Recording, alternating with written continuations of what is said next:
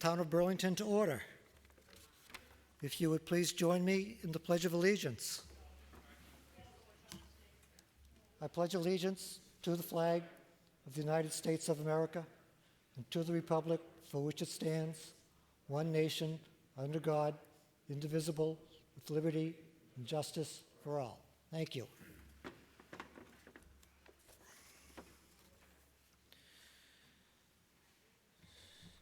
Now, there's a few pieces of preliminary business we need to take care of, so those of you in the virtual world are going to get an opportunity to practice raising and lowering your hands. The first thing I need to do is to get a vote that allows us to proceed with the virtual meeting. So could I have such a motion? Is there a second? So all those in favor of continuing with the virtual meeting, both in person and virtually, please raise your hand.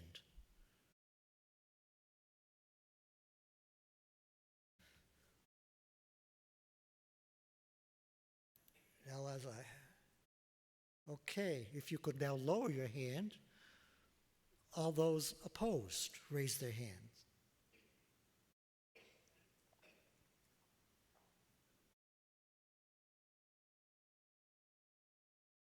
And the motion passes. Thank you. We get to do this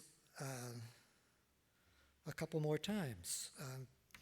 We need a deputy moderator, so the moderator would accept a motion to appoint Bruce Morey as deputy moderator should I not be able to proceed, or should I have a conflict of interest? Is there a second? All those in favor? Okay, thank you. All those opposed, now raise their hands. The motion passes.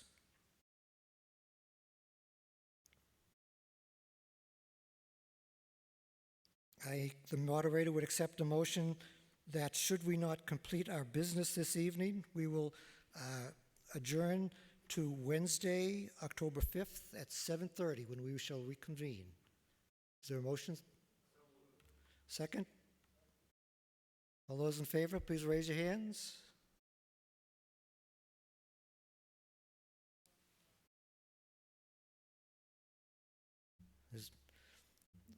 Okay, thank you. Lower your hands. All those opposed? Even though someone's opposed, the motion carries. And one more for those people who are here in person. Our bylaws still say we're supposed to vote by standing, so the moderator would accept a motion to allow us to vote by raising our hands. Second? All those in favor? Raise hand. Oh, no, you guys got to stand. Thank you. All those opposed?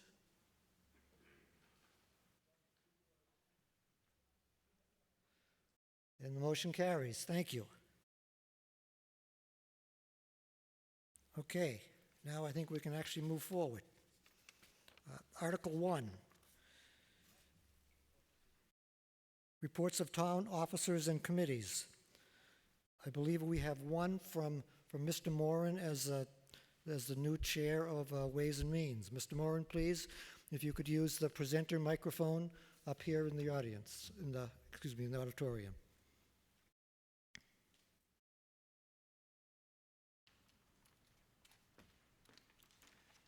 This is fairly quick. I just wanted to recognize Susan Harrigan and Diane Creedon. They stepped down from Ways and Means this year after about almost 25 years combined on the committee. Susan also participating in the audit committee. They spent all of their time on schools and made a ton of different contributions across the board, and we will surely miss their expertise. We also like to thank the moderator for appointing 2 new Ways and Means members that I look forward to meeting shortly. The committee itself is usually somewhat, we've met a couple of times, but this is not our busy time of year. we're busy preparing for FY '22, which will start in earnest sometime with the initial proceedings in December. Thank you. Thank you, Steve. On to Article 2, 2021 Annual Town Election. It has been moved and seconded by the Ways and Means Committee to see if the town will vote to set the date of the 2021 Annual Town Election to be Saturday, April 10th, 2021. Is there any discussion?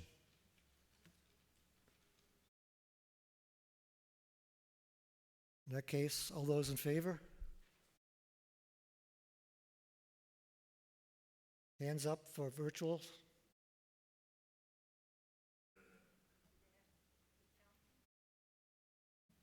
Oops. Oh, my microphone got turned off. Or I turned my microphone off. Now I'll go.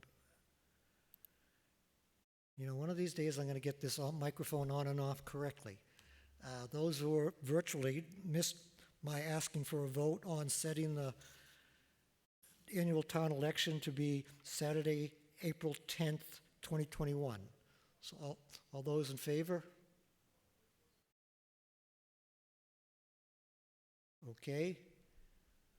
All those opposed? I already did the room. I had my microphone turned off. Those virtual couldn't hear me. I'm still working on this. It's a learning process. Okay. That Article 2 passes.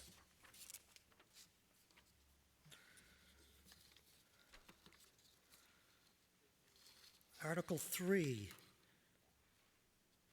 has been moved and seconded by the Ways and Means Committee as is printed in the warrant to see if the town will accept money from the trustees of the will of Marshall Simons.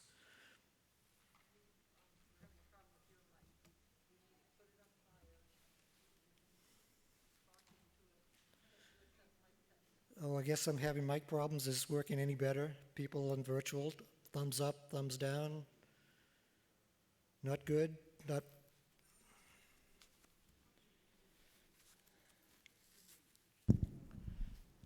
John Porter, they're not hearing him on WebEx.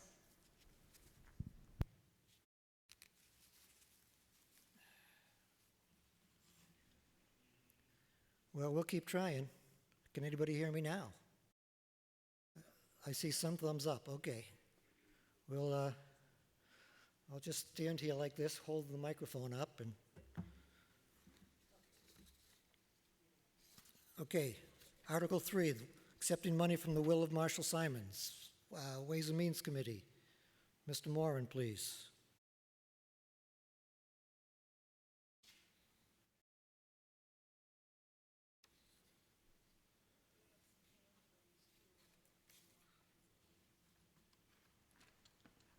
As usual, this passed unanimously, all in favor, no one opposed. This is an article we see twice a year with the reading of the Marshall Simons will going to Simons Park, and Ways and Means always loves to accept money.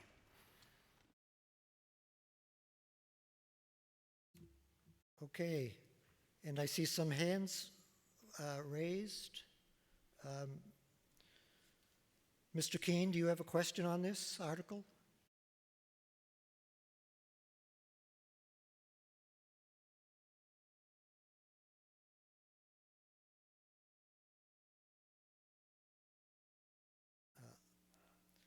Virtual Eileen Sickler, do you have a question on this?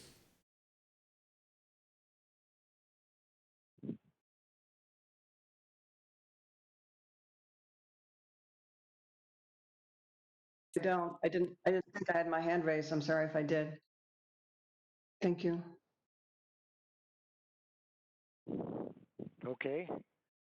And We still have one more hand raised. Jaya Varaganti, virtual attendee, do you have a question on this?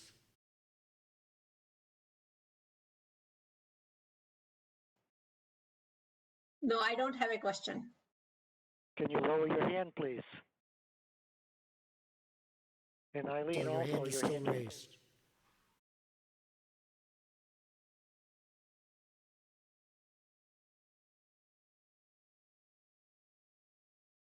or is it down? Yes, yours is down. Thank Jaya, you. yours is still up. Mine is still up. Still up. How do There I? we go. Okay, all right, Thank you. thank you.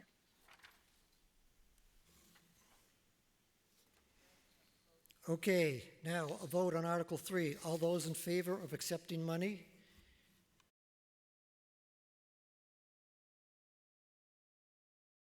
Thank you.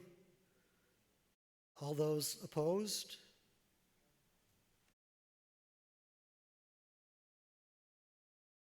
Thank you, that motion passes.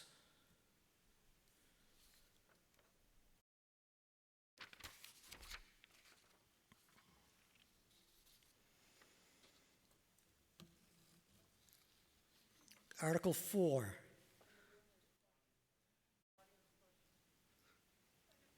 Yes, question here in the audience. Please use the microphone up here.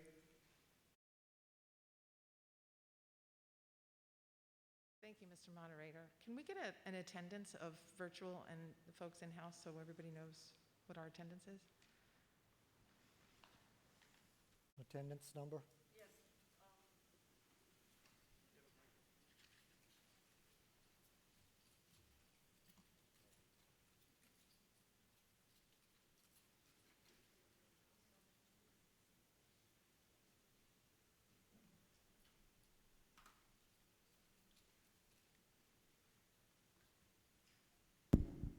Yes, there are 26 in person, and there are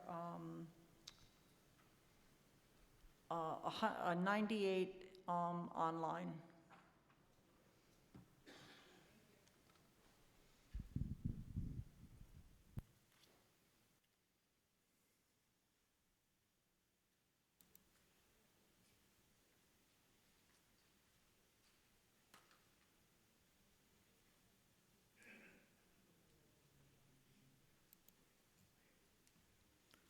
Okay. Article 4 is to amend the FY 2021 operating budget. And when we get to voting on this one, we will do it with a poll instead of a show of hands. So we have we will have a number instead of just my opinion. It has been moved and seconded by the Ways and Means Committee to see if the town will vote to amend the Article 6 of the June 10, 2020 Annual Town Meeting Fund FY 2021 operating budget by adjusting the amount appropriated in various lines totaling an amount of $2,100,000. For Department Number 122, Selectmen, reduction amount $5,000. Department Number 135, Accounting, reduction of $27,000. Department 141, Assessors, reduction $20,000. Department 145, Treasurer Collector, $45,000. Department 149, Central Administration, $945,000. Department 155, MIS, $20,000. Department 210, Police, $55,000. Department 220, Fire, $10,000. Department 241, Building, $25,000. Department 300, Local Education, $350,000. Department 451, Public Works, $50,000. Department 510, Board of Health, $20,000. Department 541, Council on Aging, $25,000. Department 549, Youth and Family Services, $15,000. Department 610, Library, $25,000. Department 630, Recreation, $8,000. Department 710, Debt Service, $455,000, for a total of $2,100,000. Mr. Sagarino or Mr. Denozzi, excuse me, Lucio, I expect one of you to be speaking on this from the...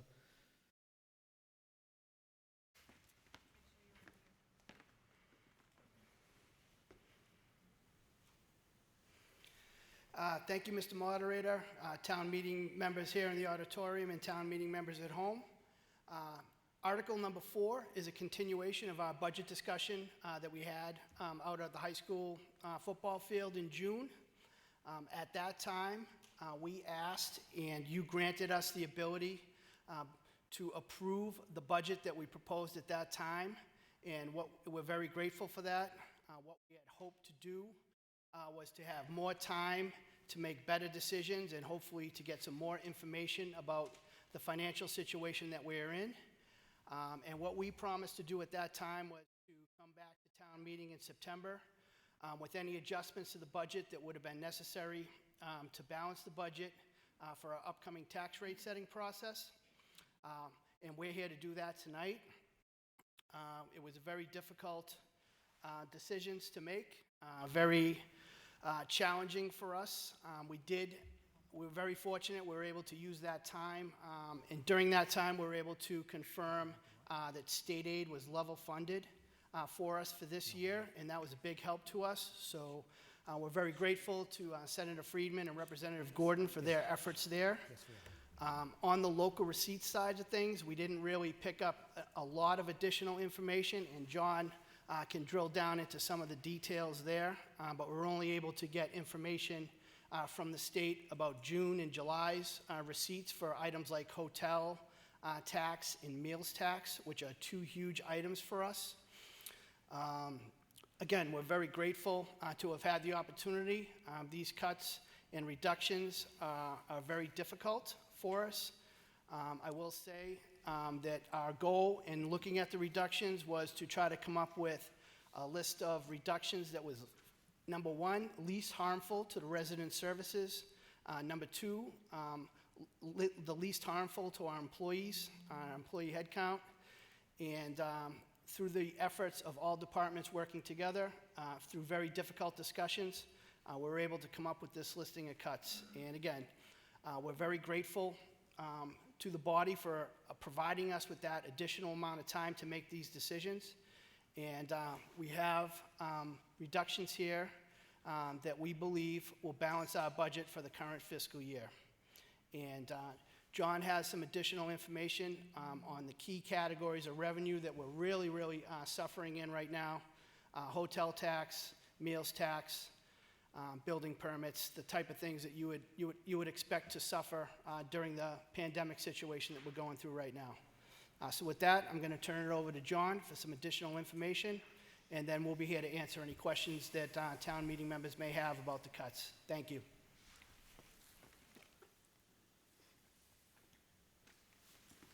Thank you, Mr. Moderator. Thank you, Paul. I just wanted to add a couple of points on the revenue side and on the expense side. On the revenue side, like Paul had talked about with local receipts, the hardest hit areas were the hotel, motel, meals, and building permits. Just to put that into some perspective, our hotel, motel, and permit budget numbers are going to be in the line of where they were in 2011 or 2012. So the hotel tax, what we're budgeting now, what we're expecting is about 35% of what the last full year's amount was. In meals, it's about 65%. And in building permits, it's a little different. The budget is the same, but we're projecting to bring in about 35% of what the total we used to bring in the last full year.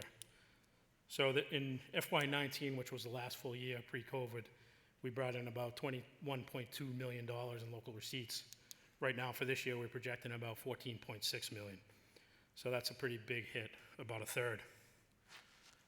One of the points I wanted to make on the expenses, just a quick highlight, was in those budgets that you see in front of you that have an expense line. Paul talked about we were trying to affect the least amount of services, programs, and employees. There are 6 departments there that have a position that's going to go away. There's 6 departments there that are going to have partial positions or hours or stipends that go away. There are 5 departments with no changes and 2 that have other small changes between different categories. So we're happy to answer any specific questions about departments, but thank you.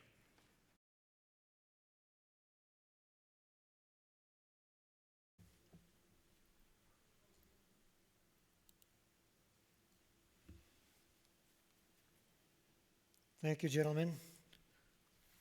Discussion on this article. Anyone have some questions? Yes, sir, up the back. Jean, please use the microphone up here.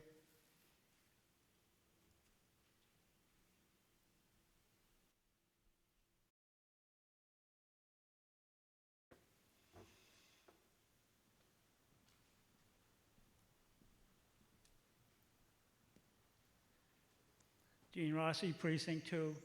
When the moderator was listing all the dollar amounts for the various departments, a couple of them I didn't hear negative. Are all these reductions and not being transferred to any other department? Thank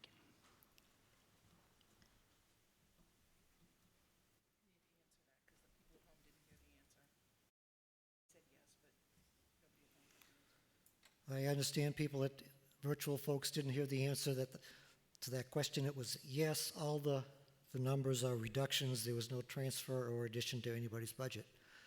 I see a couple hands up virtually. Christine Monaco, please. You have a question for us? Hi, Bill. Turn your volume down. I'm asking my husband to turn his volume down.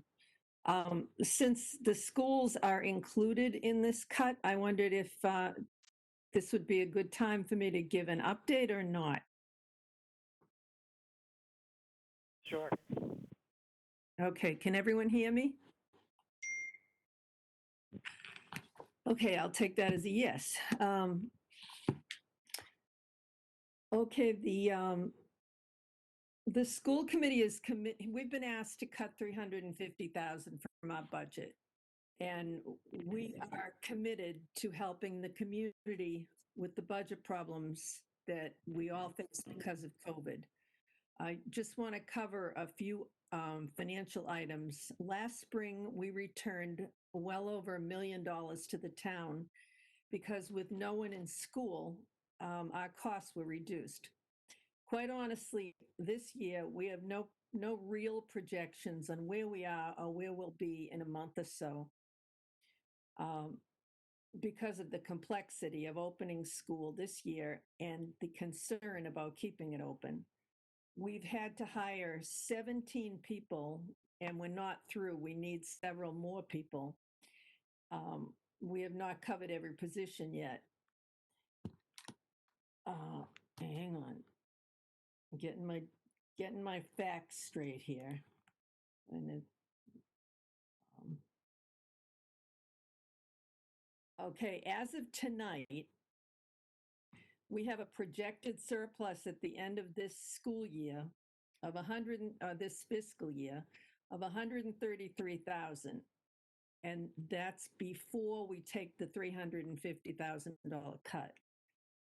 With that cut, we have a projected deficit of $217,000. For comparison, a year ago this time, we had a projected surplus of $1,033,000. So we got money from the government, which has covered the 17 hires and will cover the remaining few that we have to cut. But it doesn't cover all of the other expenses as a result of the COVID situation in schools.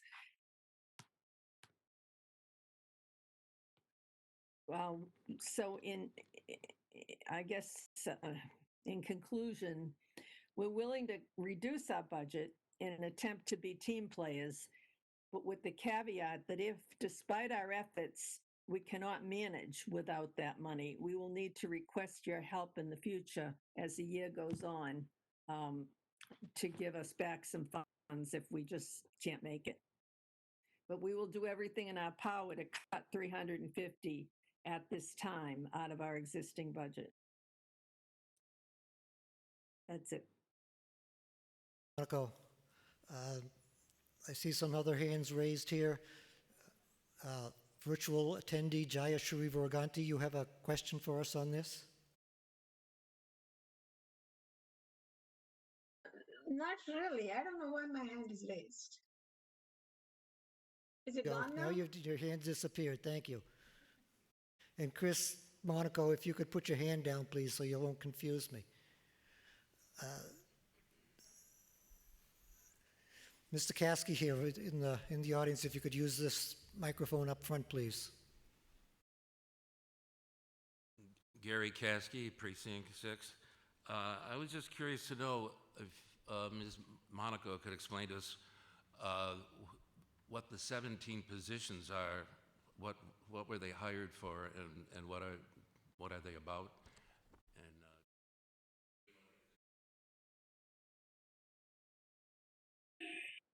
Certainly. At least 12 of the positions are teachers because with COVID, we have teachers out on medical leave, we have teachers out on COVID leave, we have positions that we had to fill in order to create a virtual academy for the elementary school.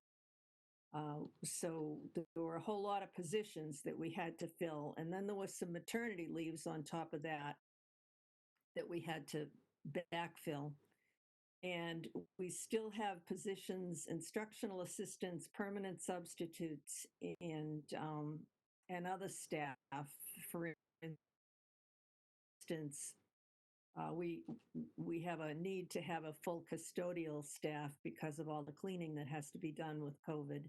And with all the lunches that have to be delivered to classrooms, we have a need for cafeteria staff. So there's just, in order to maintain school the way it has developed as a result of COVID, we just need people to fill the empty spots. As far as salaries go, the salaries are all the same as they would be in any year. It's just more of them because of COVID.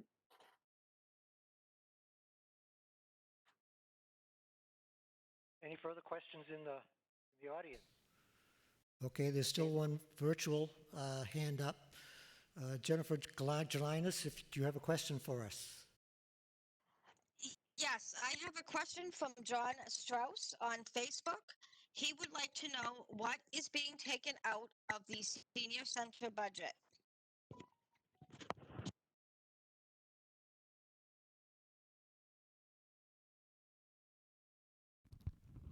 Could you repeat that, Jen, please? John Strauss would like to know what is being taken out of the senior center budget.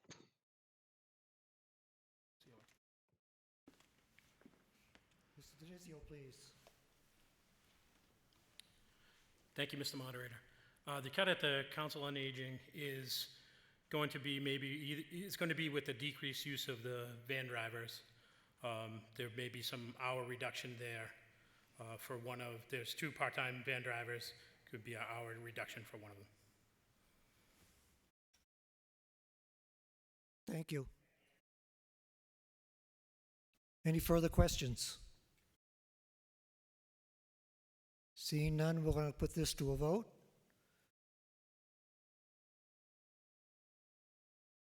Hold on a second. Jen Gelinas, do you still have another question, or you just haven't put your hand down? Thank you.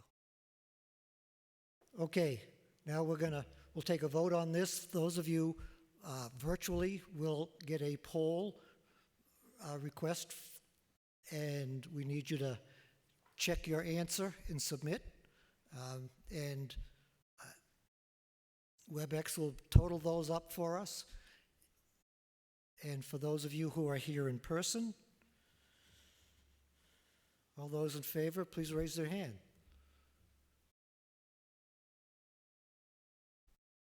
All those opposed? Thank you.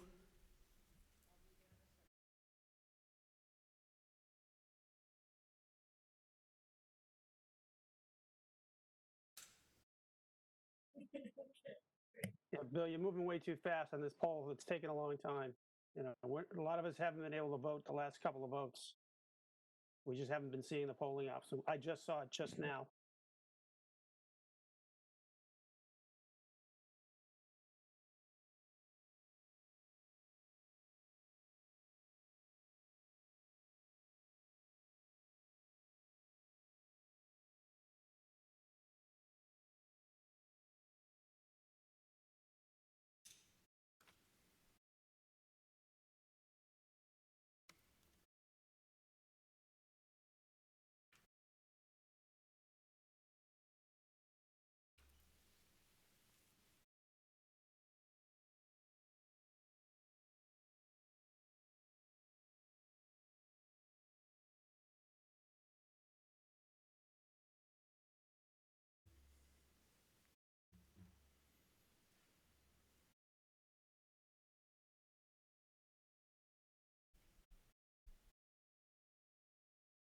Okay, the poll is closed. Do we have results?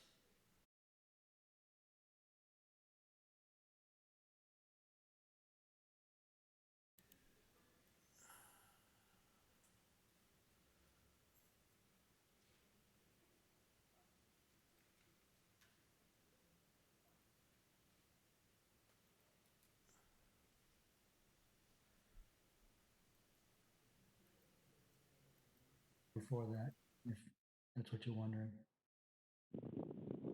A lot of us didn't get it now. Can you hear me? Yeah, I can hear you, Adam. And it was the first, I just got the polling option, but it was the first time I was able to vote on the last 4 articles. So. Yeah, I'm not getting anything, and it was working fine in the Numbers, thing. as I saw from the in-person numbers, the Article article passes. passes.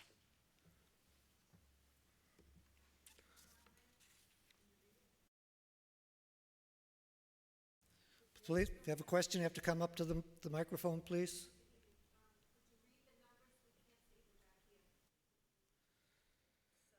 "70 in favor, 3 against, 28 no answer."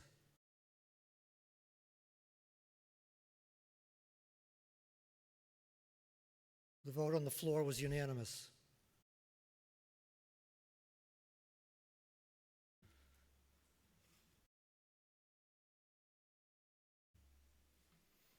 Okay. As I understand it, since Article 4 passed, Article 5 is being withdrawn. Is this correct? Brings us to Article 6, which is also withdrawn.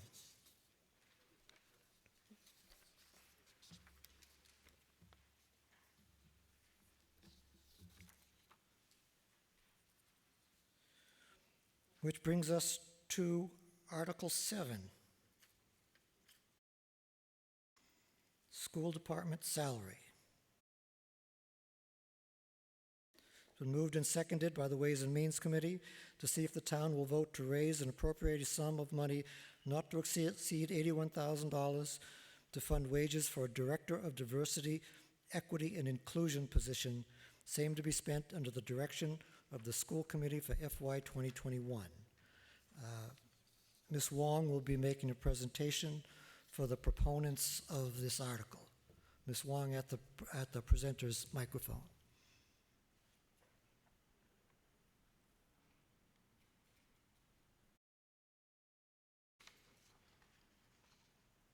Thank you, Mr. Moderator. Next slide, please.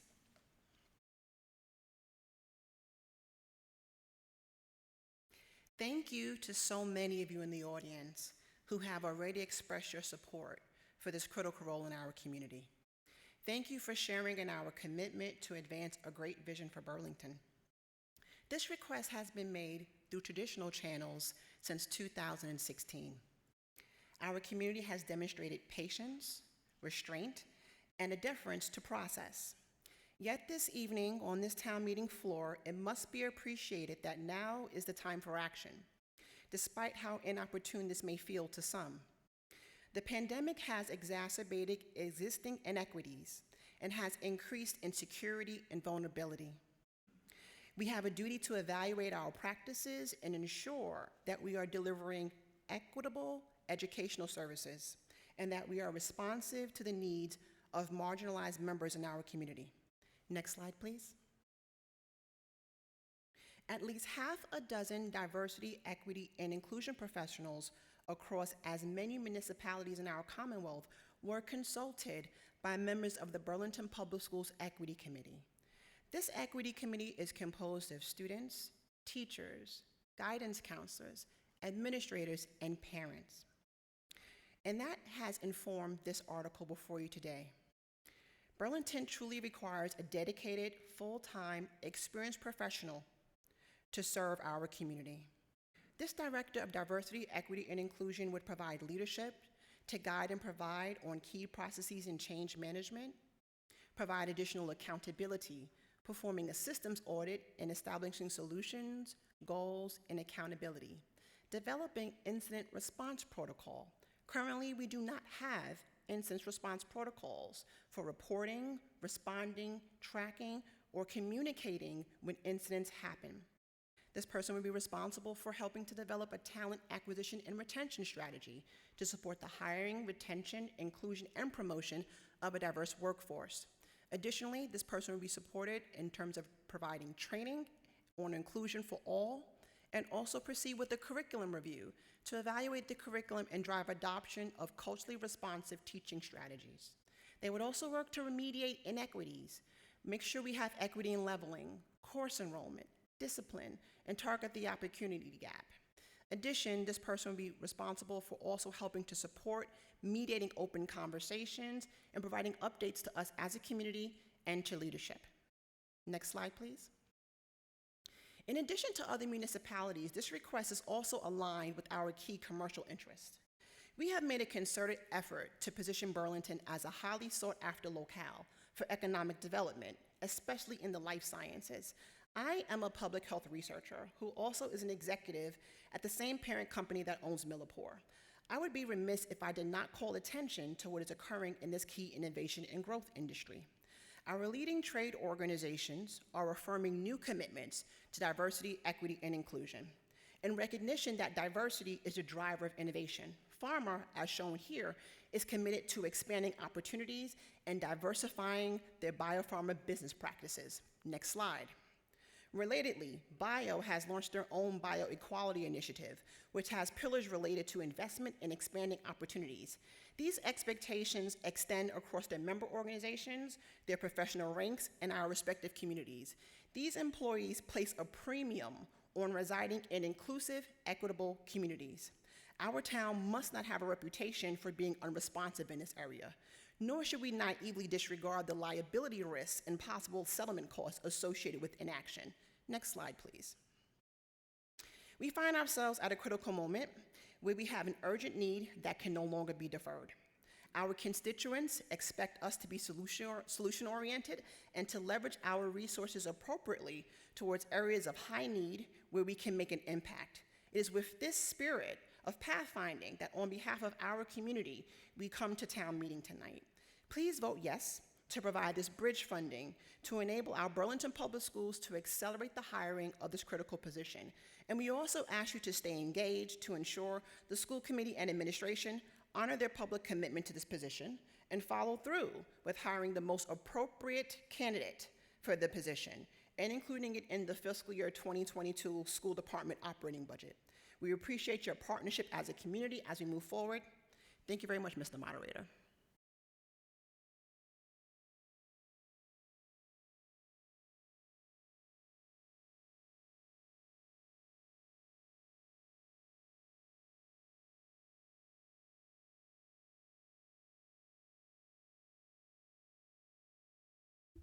Now I have both microphones on. Thank you, Ms. Wong. I believe, although the school committee did not take a vote on this, that the chairman of the school department would like to make a comment. So if we could have Christine Monaco, please, virtually.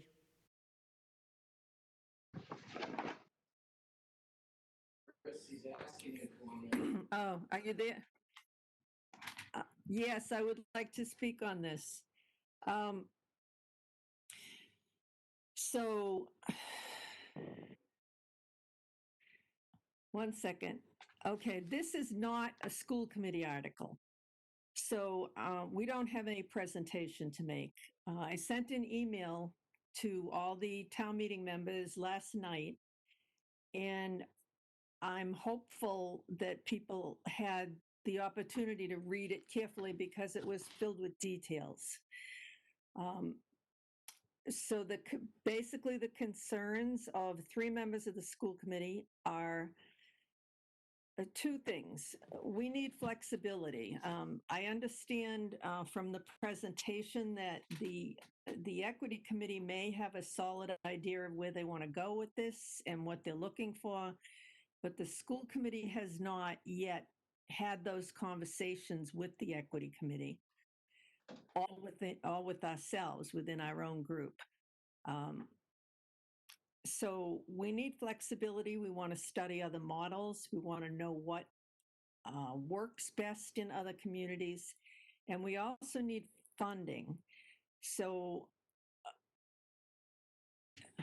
we don't want to hire anyone without money in our budget to pay them, and this article provides partial salary for this year only.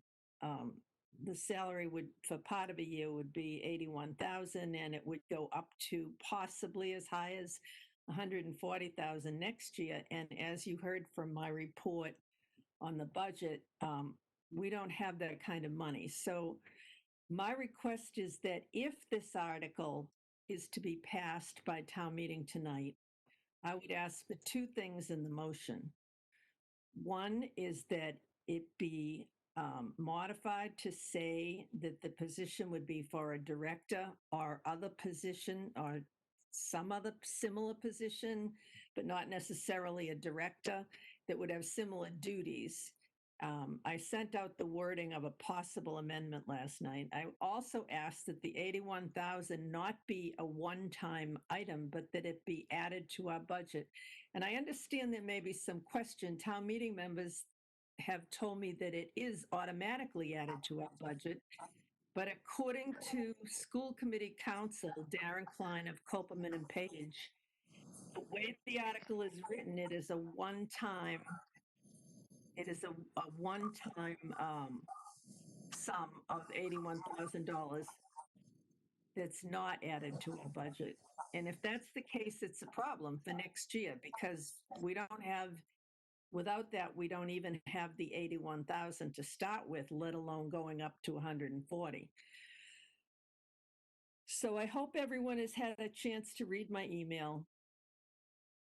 I will be available to answer questions, but I'm not here to present anything. The school committee has not yet determined what model we would decide on to hire.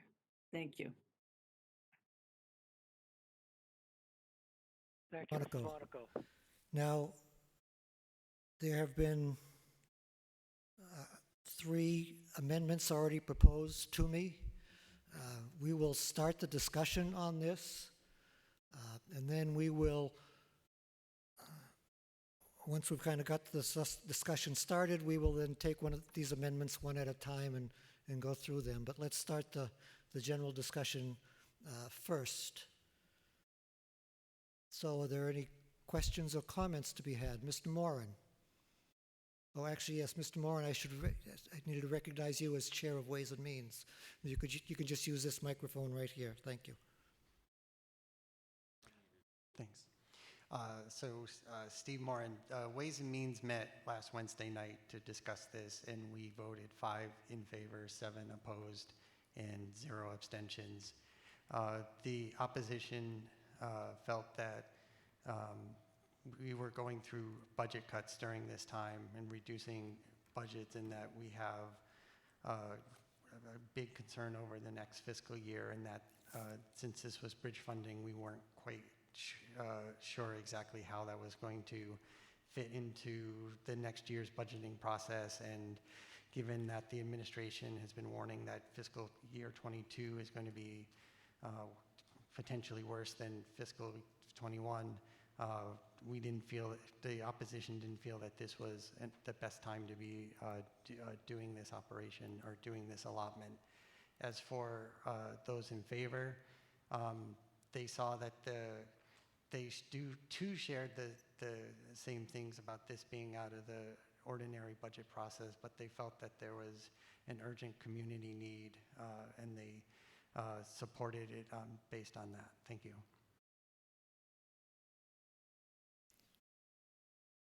Thank you, Mr. Moran. Other questions? Mr. Caskey, please use the microphone up here. Gary Caskey, Precinct 6. Ms. Monaco, she sent out a very good email that went into detail on everything regarding this article, which I thought was very good. But it also, in her email, it indicated there's a lot of unfinished business and unanswered questions regarding this. And just due to that fact, I don't see why this has to be rushed. So I'd like to make a motion to postpone Article 7. Okay. Is there a second to the motion? There's a second. Discussion on postponing the article.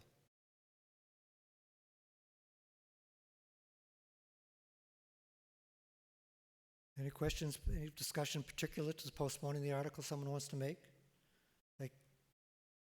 I see 3, 4 hands raised virtually. Are those postponement comments? We'll try. Mr. Pearson, virtual. Monty Pearson? You have a comment? Hello, can you hear me? On postponing. I believe that there are a lot of people who have something to say tonight and want to debate this, and so I don't think that it's appropriate for us to cut off debate before people have had a chance to discuss this. I think we all know that we've been gotten a lot of emails from constituents. We've gotten a lot of emails from students and former students, and I think that this is worthy of having a discussion on it. To cut off the discussion early, I think, would make a travesty of all of the questions and issues that the proponents have. So I definitely am against postponing. Thank you, Mr. Pearson. Dave Van Camp. Virtual attendee, do you have a comment about postponing this article? A question on it, and I don't disagree with what Monty said. This is a very important issue, and I think we need to discuss it as a community. And the only reason that we might want to consider postponing it is that my question about this article isn't that it goes too far, but it doesn't go far enough. I think this is a much broader issue than just a school committee issue or a school issue. I think this is a community issue. So I think I'm curious to know. I understand the Board of Selectmen are thinking about a subcommittee that will approach this from a town perspective rather than a school perspective only. So I think we should probably be considering that as well. That said, I don't want to cut off debate on this yet, but I think Mr. Caskey has a good idea. One of the things we should be thinking about is, tapping the brakes on this a little bit, doing a little more research, not delaying it forever, certainly no longer than January, and maybe a special town meeting between now and then. But I'm concerned that we're rushing into this because I absolutely believe we need this, but we need it on a broader level. With that, I'll make my comments. I'd like to hear from other folks as well. Thank you, Mr. Camp, Van please Camp. lower your hand now. Ms. Willard, you have a comment on postponing. Postponing, please. Thank you, Mr. Moderator. Sally Willard, Precinct 4. I don't believe that we should postpone this until some uncertain time. I believe that we should have the discussion since it's relevant and because this is something that has been postponed for far too many years. And if we don't start the discussion now, I think that we'll get lost and it will lose momentum. I like Mr. Van Camp's thought that this is a greater community issue, but I think to start with the schools because the children are the ones who are affected the most in their development by bullying. And it's not just for racism, but kids with disabilities, kids who may be overweight or underweight. And I think that it's taken a long time, and we should proceed today. Thank you. Thank you, Ms. Willard. Is there anyone who wishes to speak in favor of postponing it?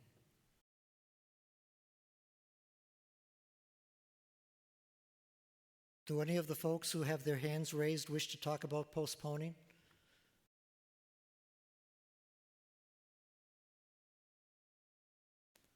Virtual attendee Jennifer Gelinas, do you have a comment on postponing? Have a couple of people on Facebook that are looking to have more debate on this tonight. One is a Sarah Walensky, and then a Kathleen. I'm sorry, a Barbara Martinez says, "Isn't postponing a bit shameful, given that this has been kicked down the road for several years already?" And then Mimi Hazen says, "I concur with Monty. I would like a discussion to occur now." And that is all on Facebook. Thank you.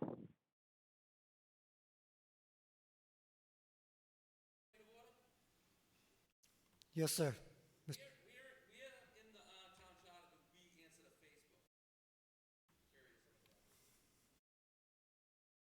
We don't answer to Facebook, Mr. Sinesi.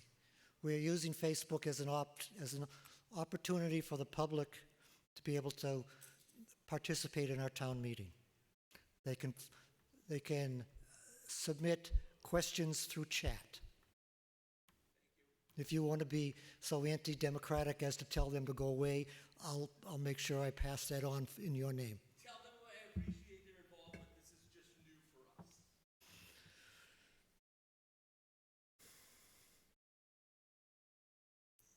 Okay, Chris Murphy, virtually, do you have comment on postponing it?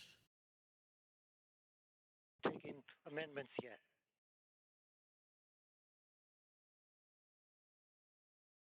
About postponing, so we might as well just take the vote on postponing. I think we're all pretty sure what we're going to do about this. Fair enough. All those in favor of postponing, please raise your hand. Oh, no, do we need a poll? We're going to have a poll. Amy will be sending you a poll. All those in favor of postponing, virtually you'll be getting the poll. All those here in person, please raise your hand in favor of postponing.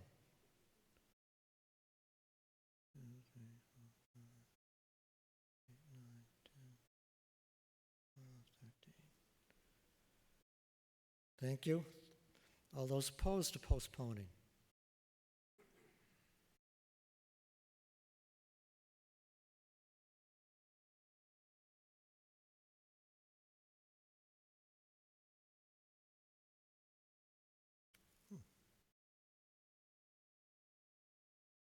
Thank you.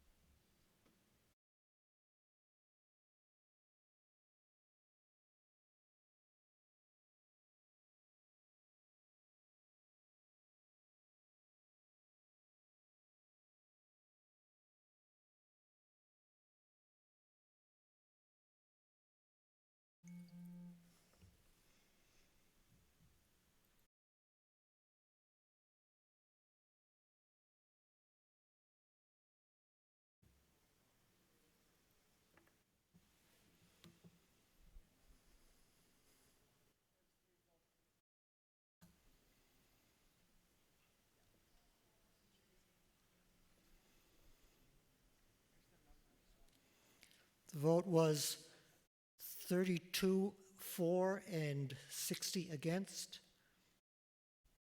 So the amendment fails. Let's get back to the original main motion. Discussion on it. Yes, Ms. Saltman, please use the microphone up here.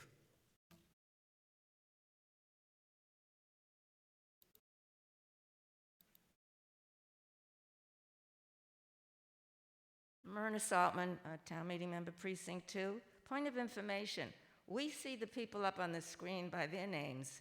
Who sees who's sitting here in the audience? We don't have names on our chests, our labels. I think that's unequal. But I get to see your face. Doesn't that? No, I'm wearing a mask. No, Well, you don't. here we go. No, you don't. Shall we get you all signs to wear next time?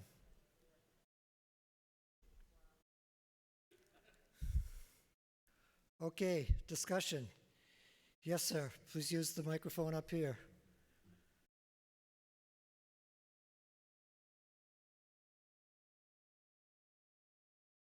Do I need to unmute on the computer or all set? Thank you, Mr. Moderator. Thank you, town meeting members. My name is Carl Foss. I'm on the school committee.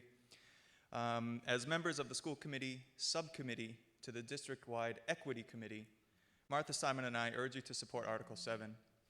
Part of the role of a school committee member is to support and protect the students in our community.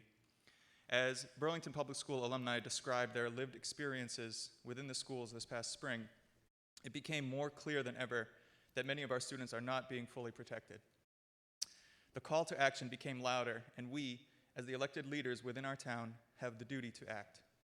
A director of diversity, equity, and inclusion will continue the work begun by students, teachers, and administrators. This position will help provide focus to the ongoing efforts of many and provide continuity to the process of examining our blind spots. If the funding is approved tonight, the school committee will have the opportunity to discuss it and work out the details.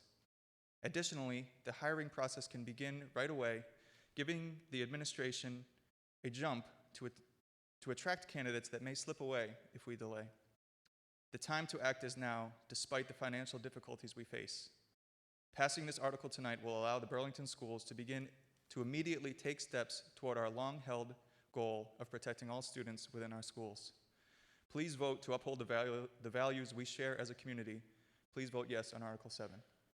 Thank you very much. Thank you, Mr. Foss. Further questions? Let's pick up someone online. Mr. Riggs, Roger Riggs, virtual attendee, please. You have a comment to make?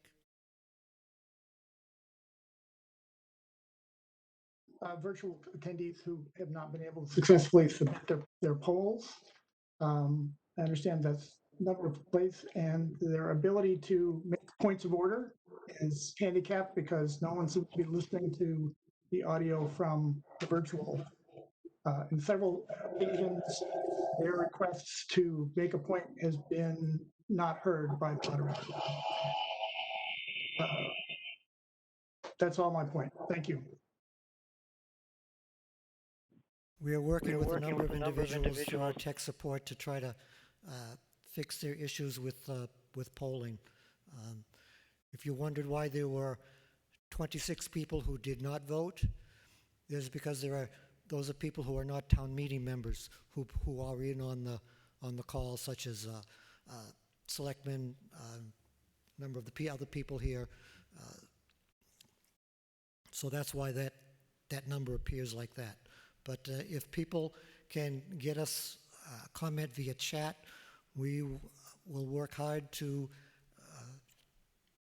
get them connected appropriately. Further questions on this?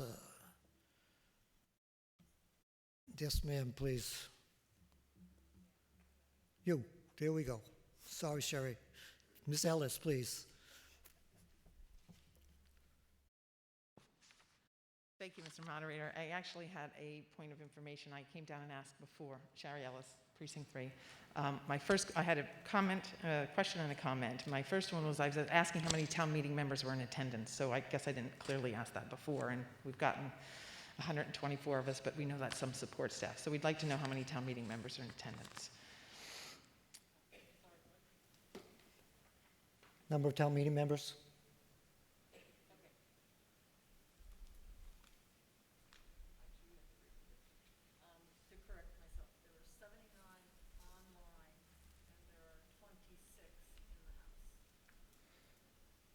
Okay, corrected numbers. There are 79 online and 26 in the House.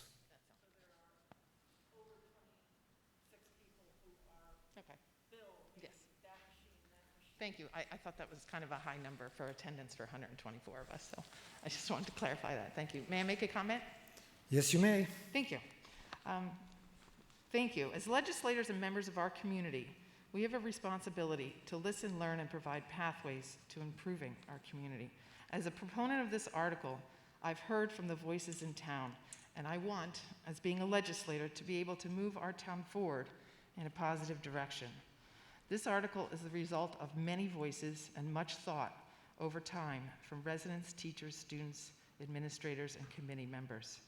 This has been a discussion for a long time with a lot of thought.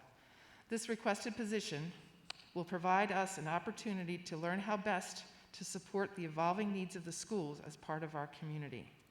This position is a part of an established, for a specific position through an action plan that was developed over the years. And it does indeed provide the flexibility that Ms. Monaco is requesting. As any subsequent progress as part of the town plan is contingent upon our town leadership and their accountability. By taking the initial steps of forming a diversity committee, the town administrators will need to determine how best to address the needs respective to their systems and their structures. They'll be different from the schools. As representatives for our community, we must not conflate the two separate yet critical issues. I urge you to support this request and move forward. Thank you. Mr. Caskey.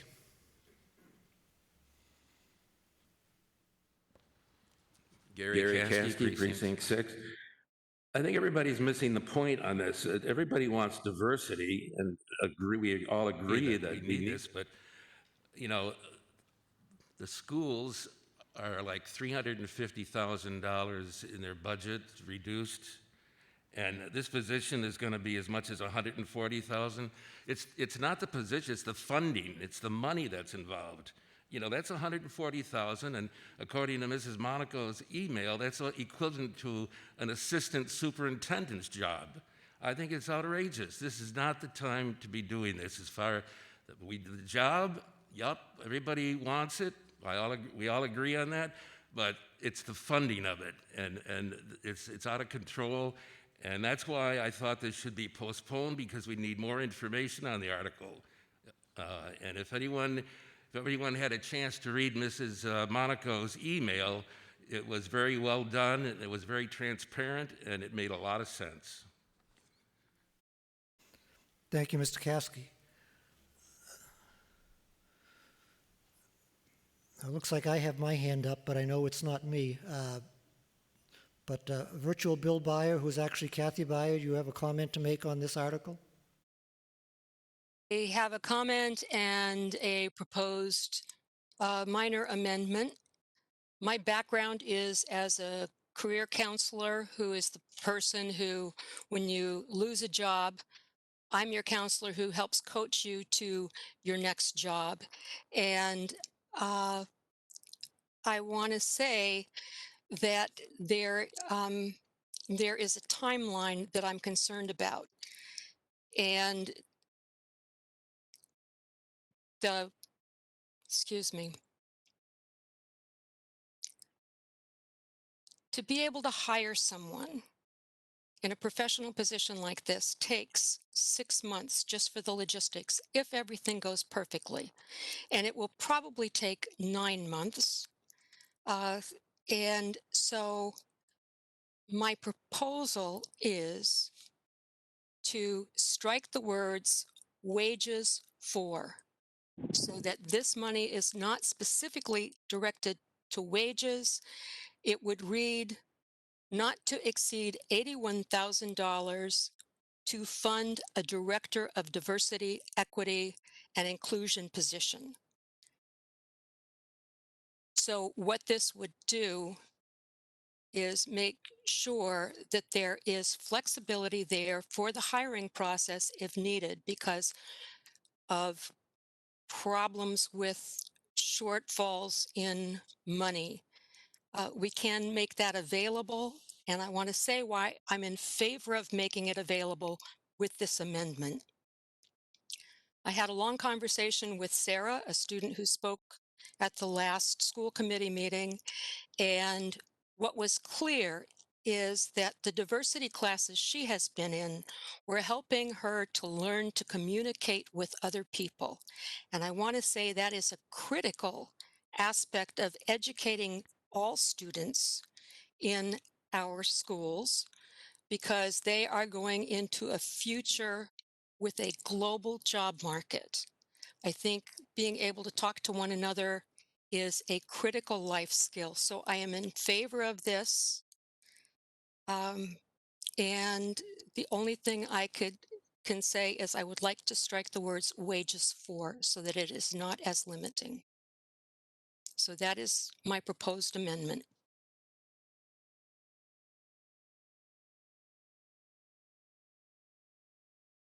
Thank you, Mrs. Byer. Is there a second to that amendment?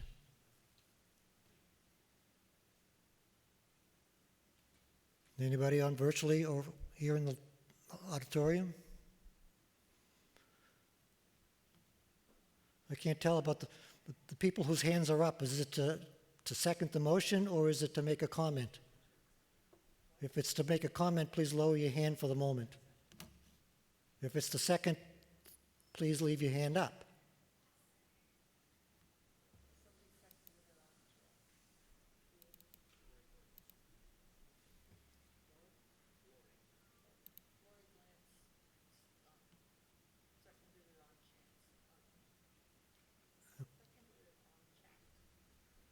All right, I do have a second that came in on chat, so I'm going to accept that.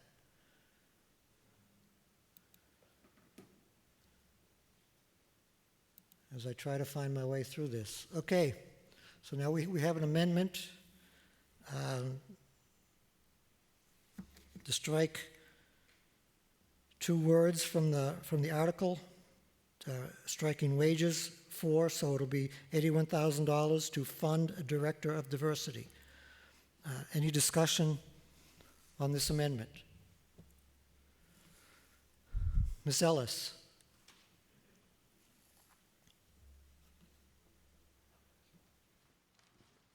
Sherry Ellis, Precinct 3. As a proponent, we are specific to the fact that this is for their salary. When you hire a person, that is part of the hiring process, and there are funds available to do that. This position is specific for a director level position and for their salary. The school committee, the human resources department, when they hire a position, there's funds available for that. So in my opinion, this isn't necessary, the change of wording. Thank you. Virtual attendee, Christopher Campbell, do you have a comment on this proposed amendment? Thank you, Mr. Moderator.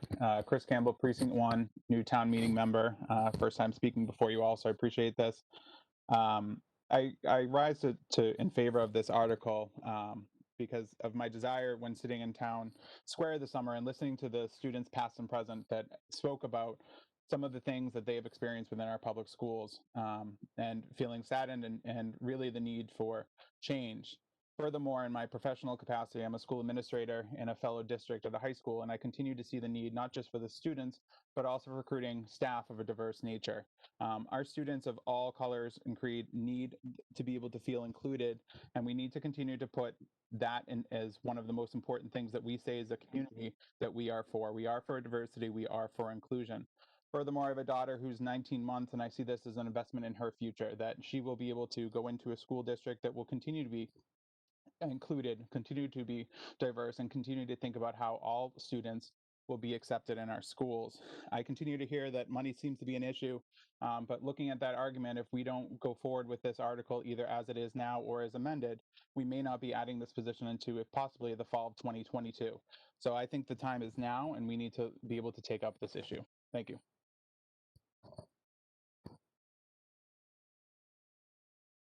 Mr. Glantz, virtual attendee, please. A comment to make.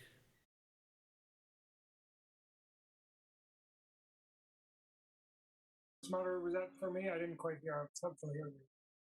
Yes, Mr. Glantz. Thank you. This is for you. Thank you, Nolan Glantz, Precinct 1. The amendment, I actually think it's a good idea. if there are expenses to be expended on finding someone, and it takes a while, and then there's a limited amount of time left in the year for the person, I think there should be the flexibility to spend the money on obtaining the position as well as just the wage. So I think it's a good idea.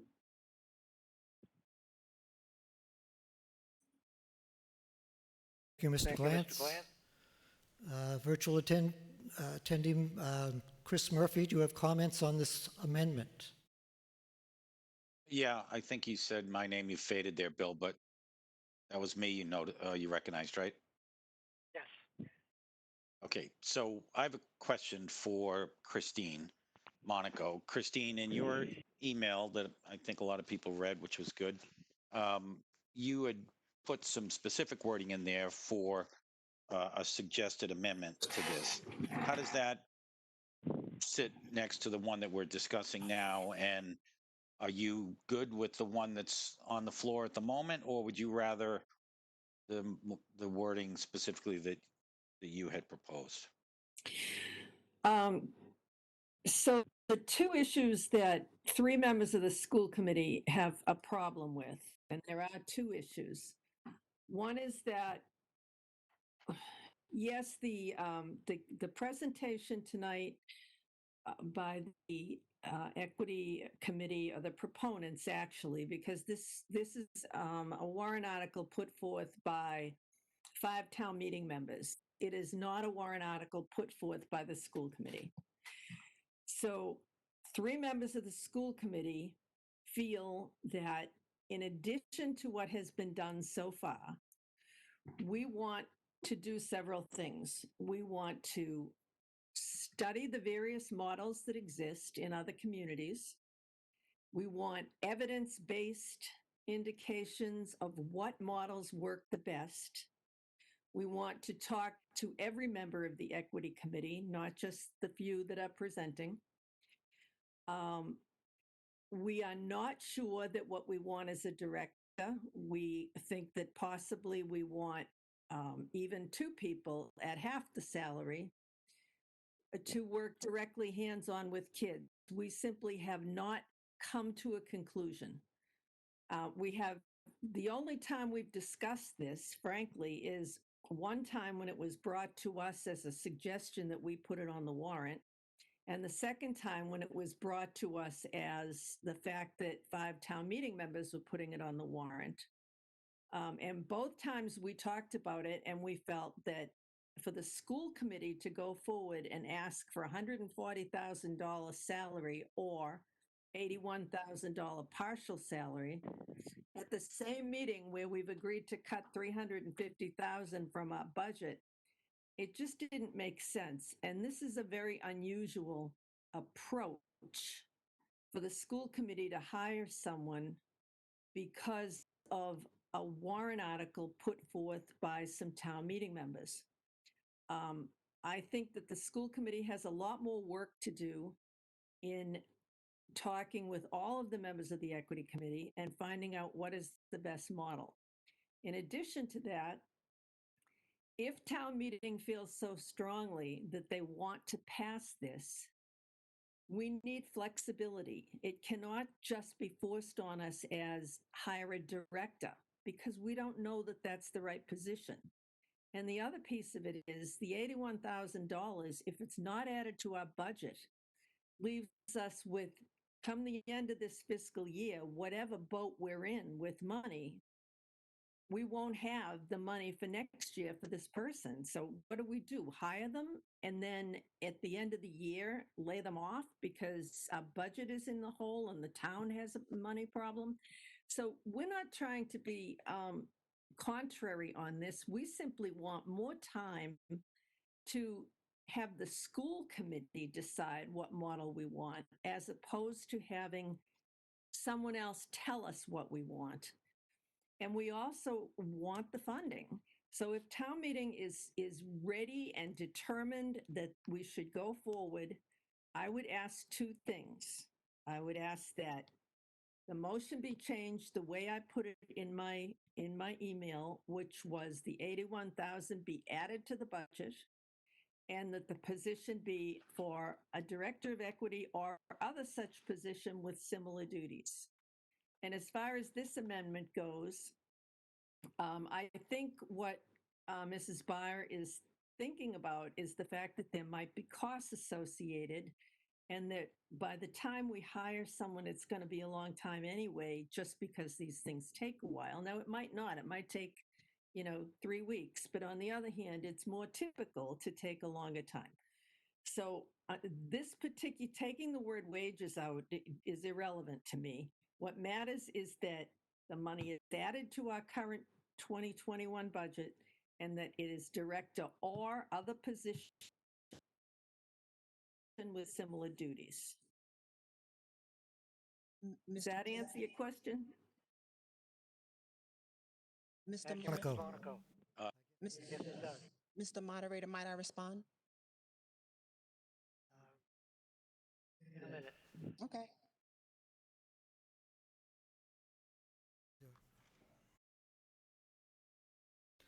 All right, what's in front of us is a proposed amendment to strike 2 words from the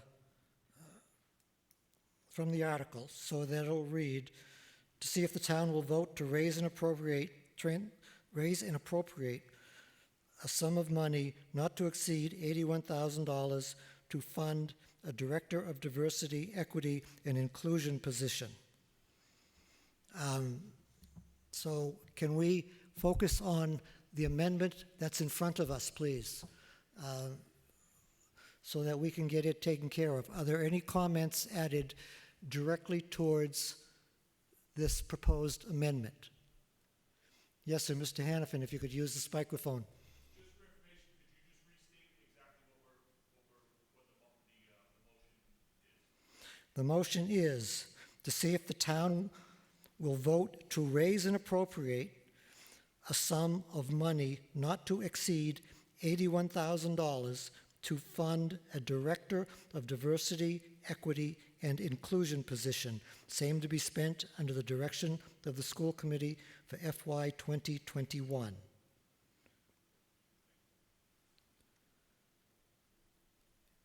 Any comments about the amendment? I see lots of hands up virtually. Are they to discuss the amendment?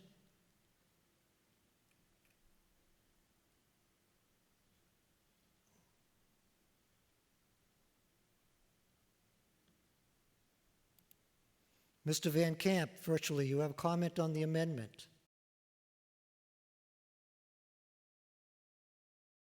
I don't have a comment on the amendment, but we were having trouble hearing you, and we're having a lot of technical difficulties out here in the field. So,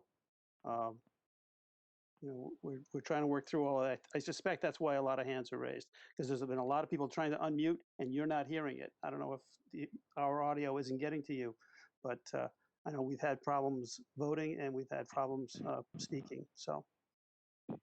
You don't get to be unmuted until you're recognized. And someone here turns your microphone on. So if you can't unmute yourself, I'm afraid. I will take down my hand. I didn't realize it was up, to be honest with you, but.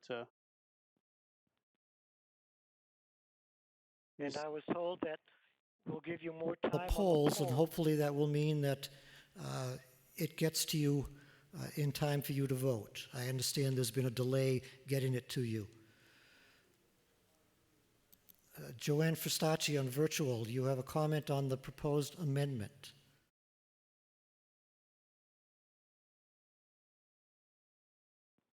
Am I unmuted? Yes, you are. Thank you, Mr. Moderator. I asked Joanne Fristacci, Precinct 3.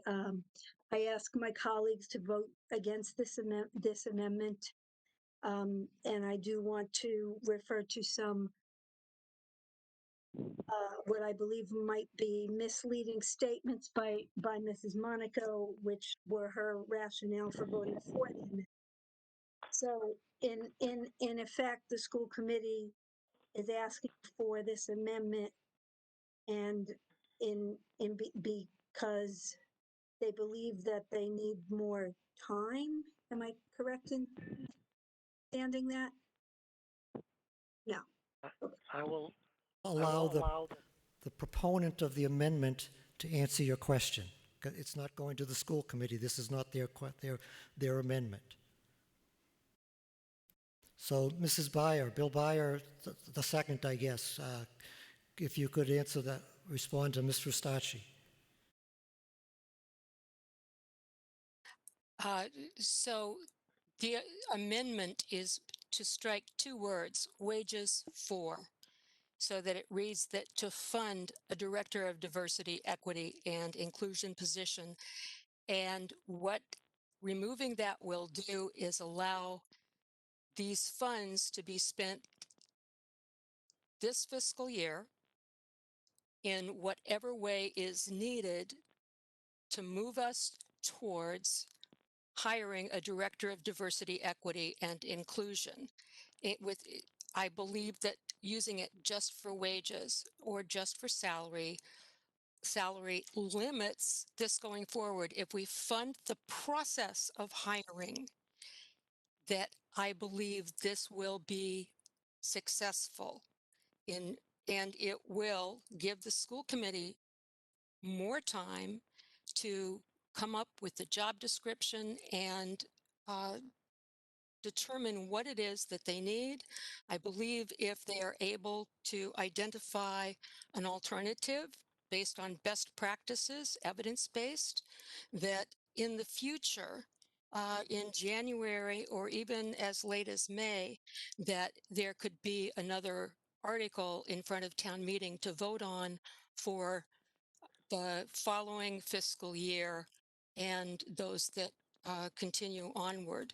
But we will know at that time exactly what is needed. But this gets the ball rolling if we remove the word wages for. It's a very simple change. Can you hear me, Joanne? Oh, Mr. Moderator, Joanne has comment. Ms. Frustacci, please, go ahead. Now that you've clarified that you are looking for more time with this amendment and a way to go about the business of thinking about this rather than actually doing this, I want to say with all due respect, Mrs. Monaco, you have had since 1988 to get this right. You have had over 30 years. This issue is a burning, pressing need. We have students who have given us ample evidence that the school committee has failed in their responsibility to fund this position for the last several years that it's been asked for by the equity committee, which is a committee made up of the assistant superintendent and 40 people, including principals and other people across the district. Those people have been meeting excessively, and they met exactly 7 times in this summer. Did you attend any of the meetings? I think not. That was your opportunity to hear from the equity committee and to speak with the equity committee.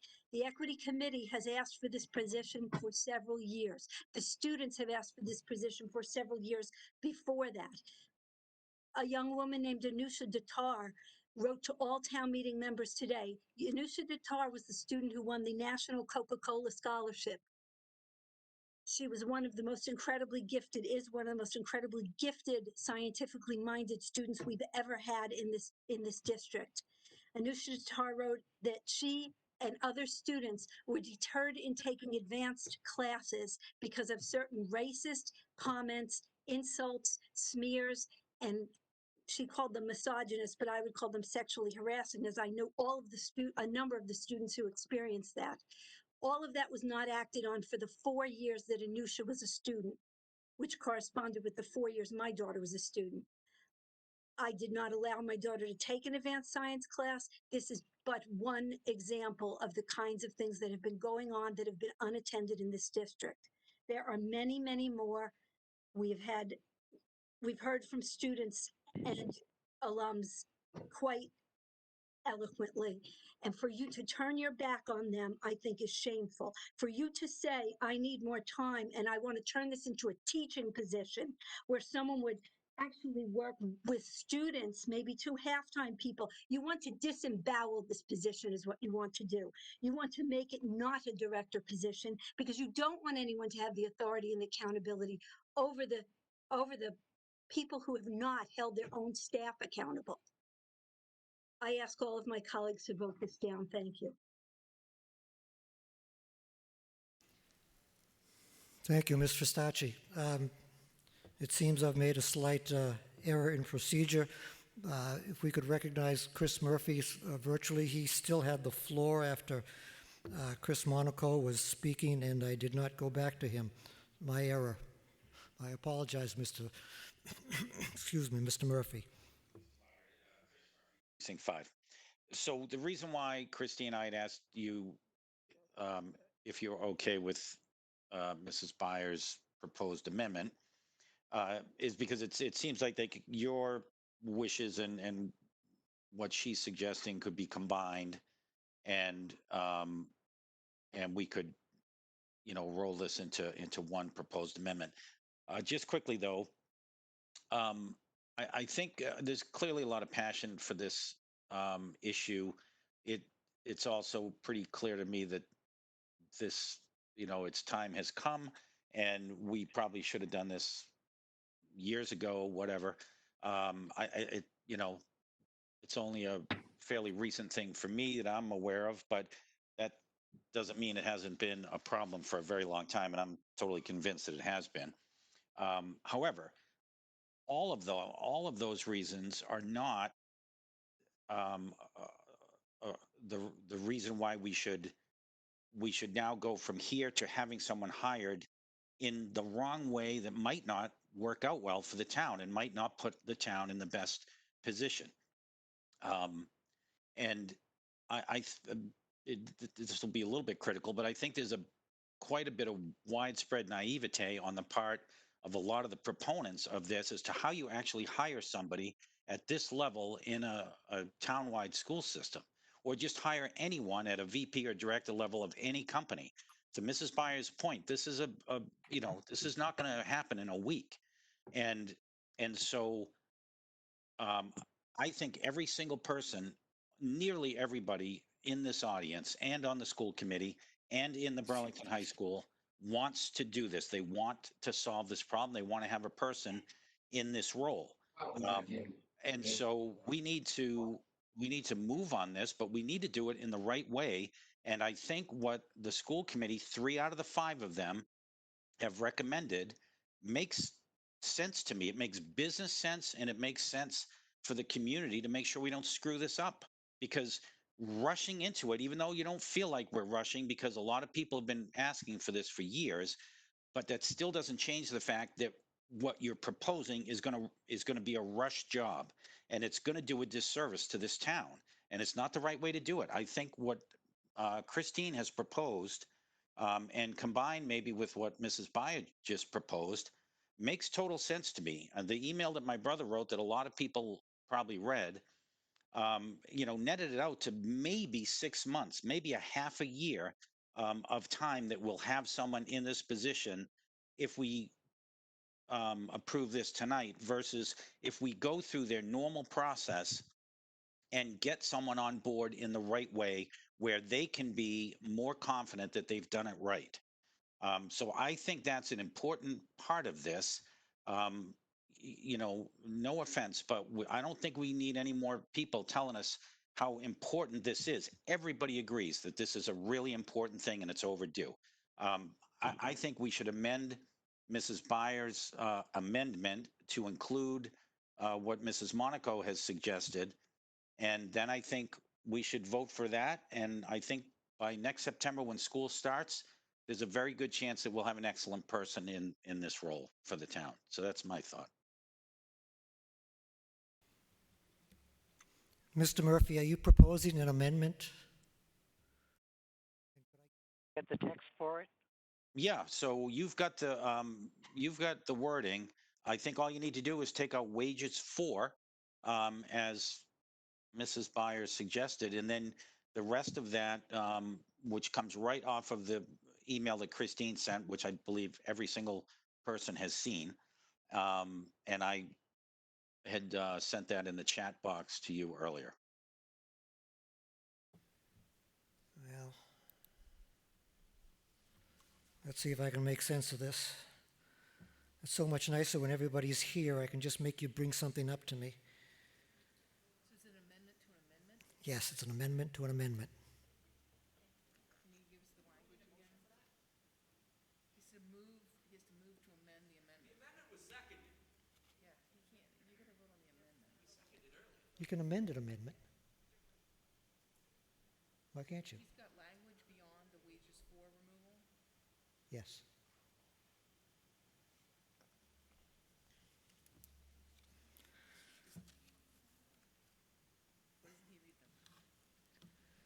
All right, Chris, I'm going to need you to read off what it is you wanted to say.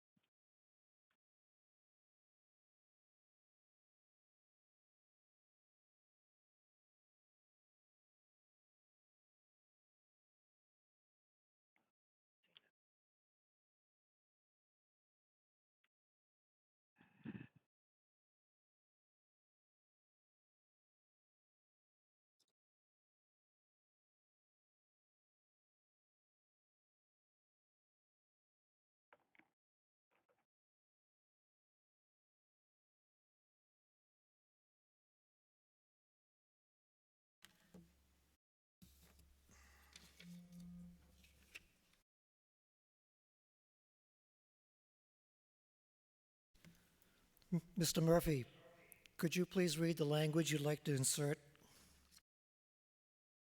Yes, sir. So I move that $81,000 be appropriated from and added to the current 2021 school budget to fund a Director of Diversity, Equity, and Inclusion position or a position under a different title that would include similar responsibilities overseeing and promoting diversity, equity, and inclusion issues to be spent under the direction of the school committee for fiscal year 2021.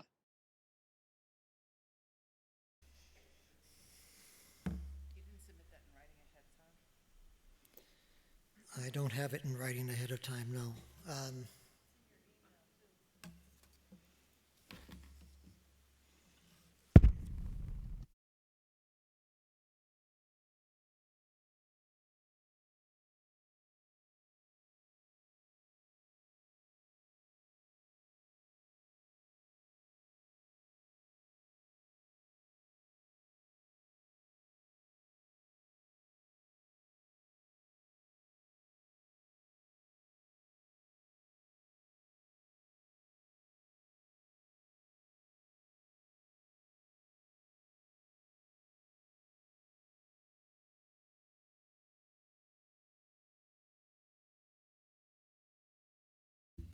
Yes, go ahead, point of order.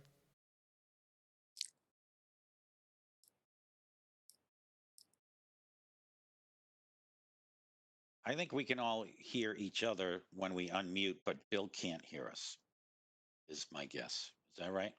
I think you're right. So can Amy hear us? He cannot hear us unless he recognizes. That's what he was saying to me. That's right. No, so we can talk to each other, But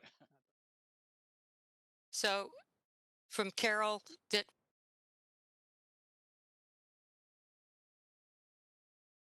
go on to the next step. I'd love to go on Next to the step, next if I step. just knew what it was. I need the language in front of me. No, it doesn't. You can amend an amendment. before it votes. So if you've got a copy of the language for that, it would be much appreciated. All right.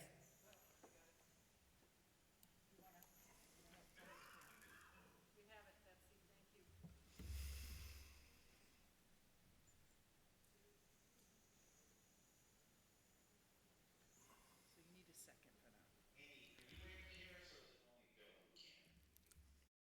that. At the moment, I can hear you.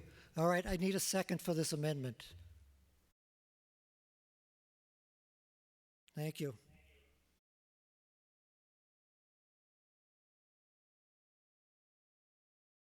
Okay, so the amendment will read, to see if the town will vote to raise and appropriate a sum of money not to exceed $81,000 to fund a Director of Diversity, Equity, and Inclusion position, or a position under a different title that would include similar responsibilities overseeing and promoting diversity, equity, and inclusion issues to be spent under the direction of the school committee for FY 2021.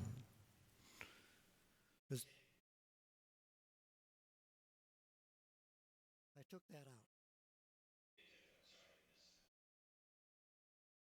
Listen, I'm having a hard enough time as is. Don't confuse me.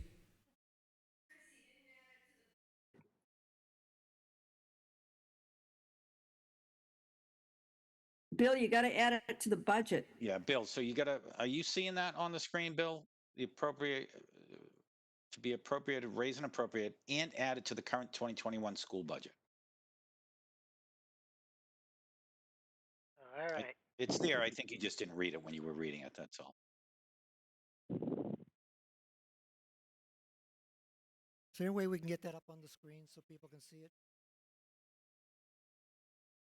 Is it? I can't see the screen behind me. Okay. I can read it. All right, does everybody see what the motion is? It's been moved and seconded. Now,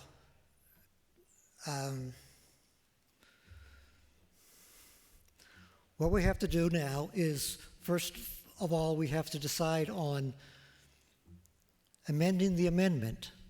And then after we amend the amendment, we get to vote on the amendment, and then we get to vote back on the main article. Is that all clear to everyone? So, are there any comments or questions on the amendment to the amendment, specific to the amendment to the amendment? So I see a lot of hands up virtually. Are they to the amendment to the amendment? I'm not looking for general support of the article. I want to know about this particular piece of it. So, Mr. Hardy, I see your hands up. You have a comment on the amendment to the amendment. Yes, I do, Bill, and I think I know the answer, but I'll ask.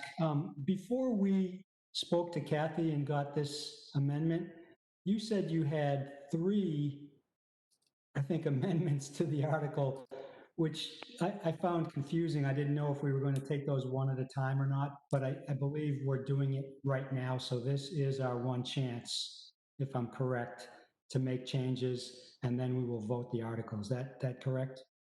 That's correct. Okay.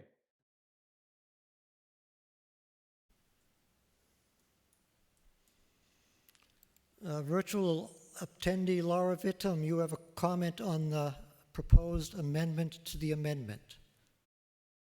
I do. Laura Vittum, Precinct 2.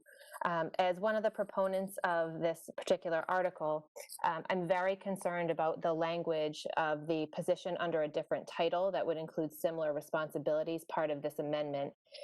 One of the key components of putting this position into place is that it would be a person at a director level position who would have the authority to be able to have accountability for all the parties that are involved. And as you know, one of the other town meeting members mentioned that perhaps the proponents don't understand how these types of things happen. And I've been an educator for 24 years and in a very diverse school district. And I have seen what has been happening in the school districts without these types of positions. And I'm not a proponent of, typically a proponent of more director level positions. However, in this particular case, there are such sensitive issues that are occurring. We need someone who does kind of a system audit and looks at the policies and procedures and the systems that are in place that are causing the inequities for our students, for our staff, and can help us with the hiring procedures to make sure that we have a more diverse staff. We have 35% students of color in our district and only 4% teachers of color. That's a huge problem. Even looking at our legislative body right now, when we look at the percentage of people of color in our town meeting compared to what the percentage is of our community as a whole, that really it reflects what's happening in the schools. So the language of a position under a different title is very concerning to us, and we were very thoughtful about that when we were writing this article, that we wanted to make sure that this was a position that allowed for the authority to really get in and make changes and be someone who would be part of the district and would have those administrative authorities, not someone that would be just coming in and working, possibly just working with students. That's of course very, very important, but working with teachers and helping them to navigate this very challenging political and social climate and helping students ultimately is what we want them to do. That's why we wanted to have this be a director level position. Thank you. Virtual attending Nancy Bonacera, do you have a comment for us on the amendment to the amendment? Hello, Nancy Bonacera, Precinct 4. The issue of time came up and time has already been given. This has been requested since 2016, and specifically a director position. That is the type of position that would be most effective to institute change. And there are some comments about this type of director position and what is needed to, figure out what it does and how to find it. Well, the Equity Committee has already done its due diligence for a long time. And at several school committee meetings, the committee said that they agreed with the need for the position. So we have that on record. And they also proposed looking for it in the fiscal year 2022 budget. So we are just proposing, this warrant is just providing the bridge until fiscal year 2022. And it can be done. We have neighboring towns, Arlington, Lexington, Medford. And as Laura mentioned, 35% of kids are non-white. I'm speaking to you as another person of color. I'm Chinese. And I have also sent out the email. I know there was many emails. I discussed the racism I faced as a child. And I do not want another child to feel that way. So I am asking you, please keep this as the director position. That is what we need in Burlington Public Schools. I understand people are concerned about spending money. It's a pandemic. There's also a pandemic of racism. Thank you. Thank you, Ms. Bonacera. Please lower your hand now. Christine Warren, you have a question. Virtual attendee, Christine Warren. Yes, Mr. Moderator, thank you very much. I guess, first I want to commend the school administration, school committee, teachers, students. This has been a really rough year with COVID and a lot of changes had to be made very quickly. I am not sure how I feel about the amendment. I don't think we've really had a full hearing on the issue, but my sense is that this is a double tsunami. This is COVID and overt racism, and they are both important, and we don't have a lot of time to plan or research. That we need to go from talking to doing as quickly as we can. And so I am not sure how I feel about this amendment. I don't feel that people have had a chance to speak. I don't think that,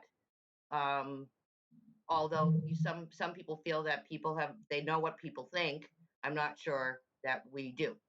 So that's all that I'd like to say. Thank you. Ms. Warren. Mr. Pearson, virtual attendee, you have a comment. Can you hear me now, Bill? Can you hear me, Bill? Okay. I just wanted to say that I think that the point of having a director position. Oh, I'm one of the proponents, and I think that the point of having a director position is that we need to have a person in position to initiate institutional change within the school district. As you can see, there are a number of members of the school board who have been resisting moving ahead on this position and want to fiddle with it still and are, participating in our meeting and offering amendments. So obviously, some people on the school committee are not particularly excited about having this position or making any of these changes. And the reason that we brought this to town meeting is that we would like to get a mandate from the representative body of town, the body that kind of represents all the different parts of town, to tell the school district, hire a person who can fix these issues and get started with it now. If we don't, so I'm against this amendment. I think we should vote on the warrant as it was accepted, because the warrant as it's written is meant to do two things. One, to provide funding, and two, to provide a clear message to the school committee that it's time to get started and not wait until maybe next year, or maybe something else will come up, because that's what happens all the time in their budget process. Something else becomes more important.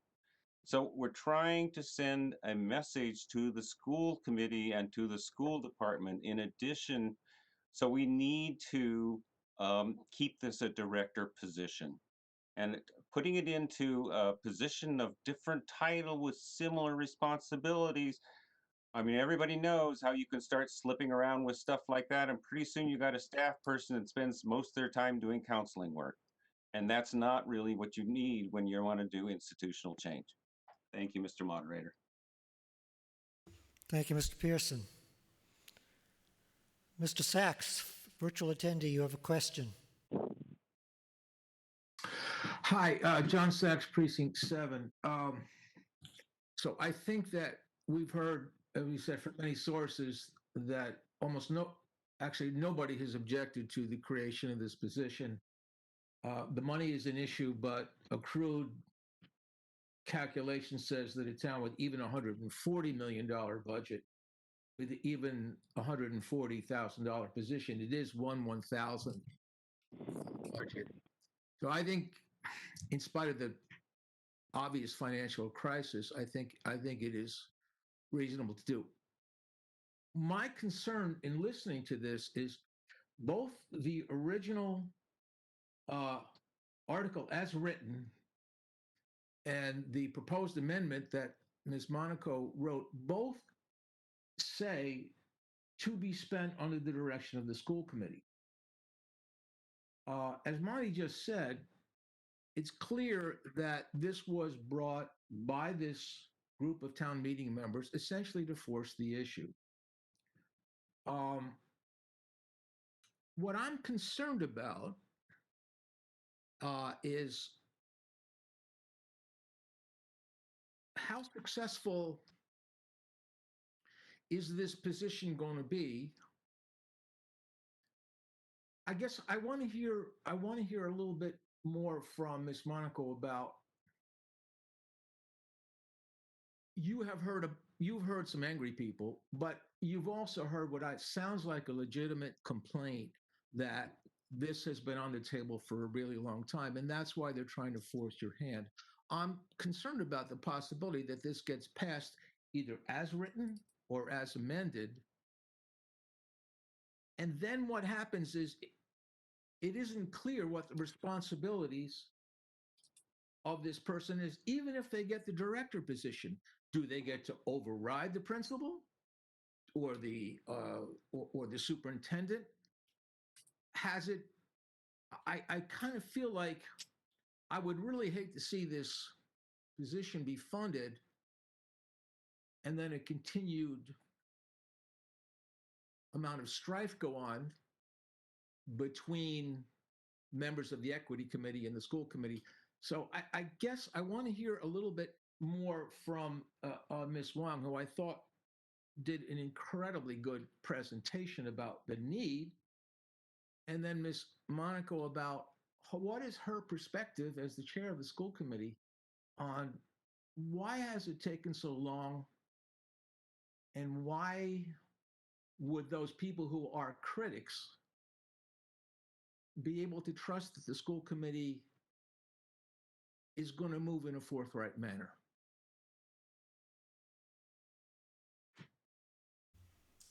Thank you, Mr. Sachs. A question was posed to Ms. Wong. Do you have a reply to him at the presenter microphone?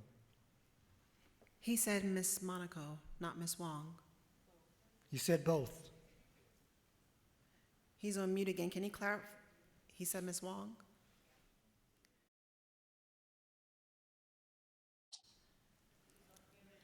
Yeah, if I can clarify, I guess I would like to hear a little bit more from Ms. Wong or somebody on the group that presented it about how they see the director position working with the existing structure of the school committee, of the school system, because what I foresee is possible turf wars.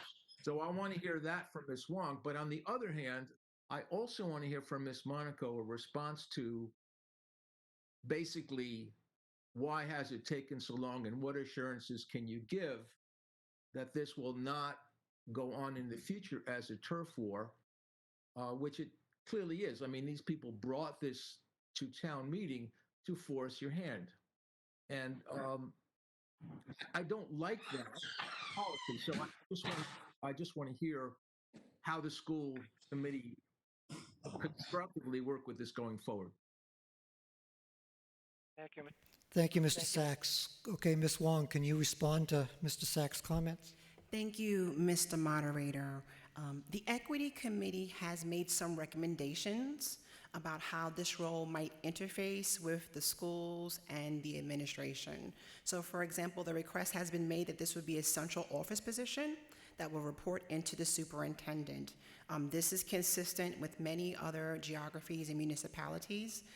As has been stated by other members, such as Ms. Laura Bentham, who is an educator, the idea would be that this person would devise systemic level solutions, so they would be accountable for really partnering across schools. So for example, the equity committee, we would expect the equity committee to be chaired by this person, for example. We're thinking also about having different equity committees at each of the individual schools, and this person would also counsel or consult within that capacity. So this person is being seen as a key partner and also a recommender and guidance to the administration in the schools, who obviously, even based upon the comments, they need a lot of support in being able to get up to speed and begin to remediate these situations. So this person has a leadership and also a consultancy capacity. Furthermore, as people have observed today, this is a community challenge. So we also think there's a lot of opportunities to partner with members of the community to have open conversations and to also do a lot of outreach. Some of you may be aware that even during the pandemic, we've had some gaps. We've had some gaps in making sure that we're providing equitable access to students, especially those who are remote. We have had instances where hotspots were not timely distributed. That person will be able to be very proactive and to make sure that we're equitably serving students. We don't want students taking classes in hallways when there are hotspots we could be utilizing, right? So also making sure when we send out surveys that they're multilingual surveys. And if you send out a survey and you notice that many minorities are not responding to that survey, you just don't accept it and proceed. You work towards solutions to find out why is it that 70% of the Black people did not respond. And then you try to work towards solutions systemically to serve those populations better. That's an example, Mr. Sachs. Thank you for your question. Now, if we could have Ms. Christine Monaco, virtual, to respond to Mr. Sachs' questions.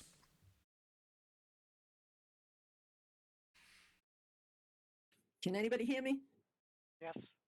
Okay. So I just made a few notes while I was listening to the questions.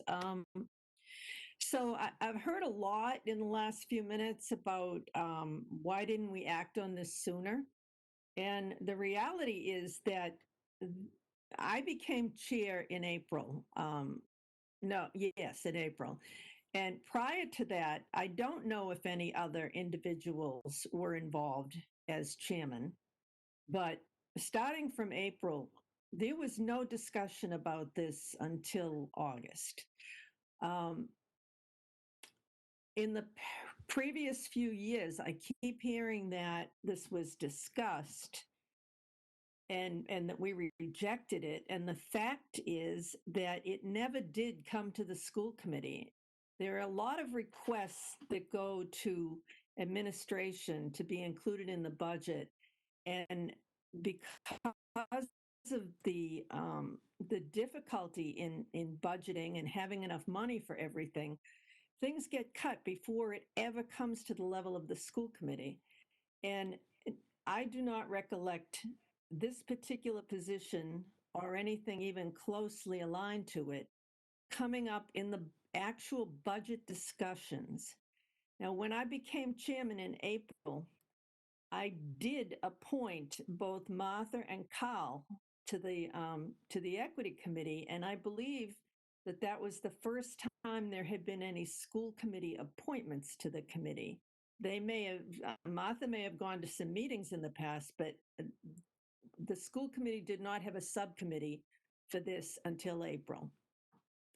I have a couple more things here.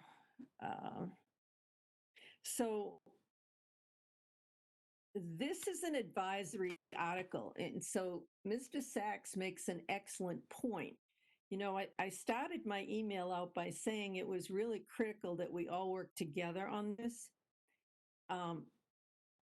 And that really is what's critical here, because the school committee gets to make these decisions, and town meeting can push us and you know, pass this article and all of that.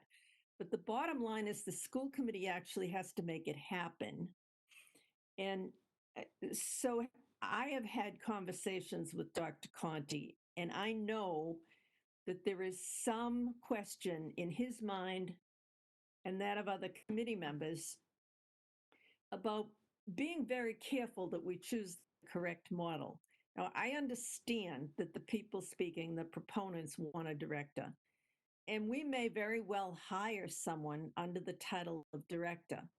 But the way this article is written, if we don't do that, or if we don't start the very first hire that way, then we can't spend this money on it. So I'm really not asking for anything except the flexibility that the school committee needs to have in order to solve this problem. It's the problem that we're trying to solve. And whether or not we agree on the title, I think can be talked out over time. But again, the school committee has to ultimately come to that decision. And that's why I think it's so important that we work together. You know, I'm not trying to say that this isn't important in any way. I'm simply trying to say that the article as it's written ties our hands. And if that's exactly what your goal is, then go ahead, vote for it as it is. But I think if we work together, you should be willing to give us the flexibility we need by adding the money to the budget and giving us some leeway before we actually hire someone. You know, I'm not trying to hold this up. I'm not trying to delay it. I'm not trying to not fill the position. I just feel that it's important that we have some flexibility. Mr. Go. Sachs. All right, let's see if we can move this debate forward here.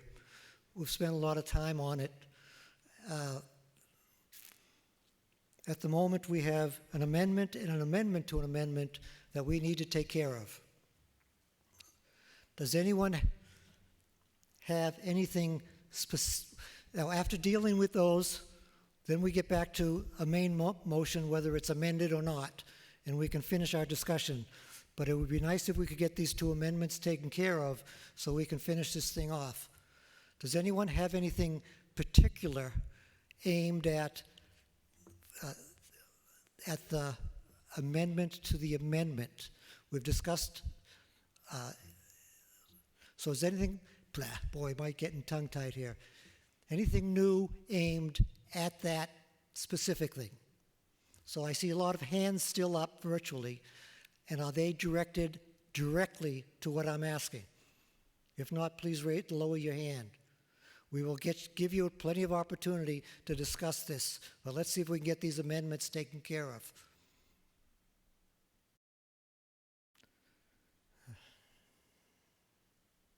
All right. Mr. Davidson, virtual, something on the amendment, please. So as a member of Ways and Means, we talked about this last week, and I did vote against this article, not because of merits of the article, not even as a discussion of whether it's a need or the best way to handle it, but from a budgeting standpoint, I'm bothered by the approach and that we're doing it outside of our normal procedures and normal budgeting. I can come to grips with the fact that it is more emergent, and it is something maybe that as a body we decide that we want to do. To me, the freedom that's been added in, the adding it to the budget is a critical component to me, because it will make such a difference in budgeting next year. And so that portion of the amendment is very important to me if I'm going to consider supporting the entire article. Thank you. Thank you, Mr. Davidson. Ms. Willard, Sally Willard's virtual, please. Anything specific to the amendment? Thank you, Mr. Moderator. Sally Willard, Precinct 4. I oppose the amendment because I think that it's simply meant to water down the original article.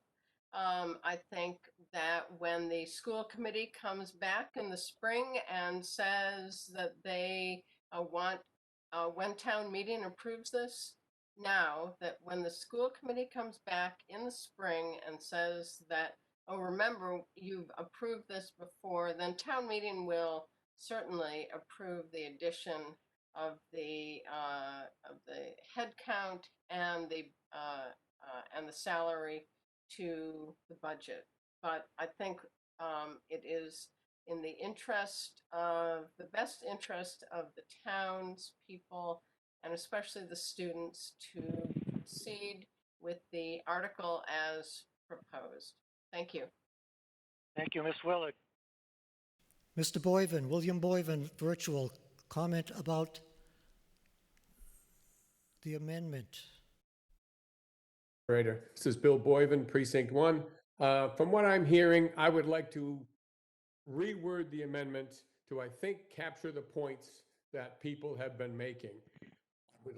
I would like it to be summarized that $81,000 be raised and appropriated and added to the current school budget to fund a Director of Diversity, Education, and Inclusion position to be spent under the direction of the school committee for FY 2021.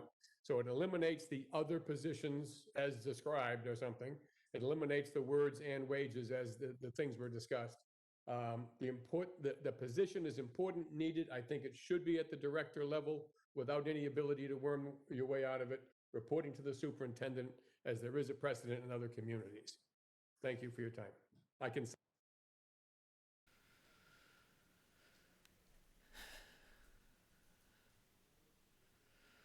Mr. Boyven, can you send it to us in a text and chat? I need text in front of me to make another amendment, and I need a second to that. Is there a second?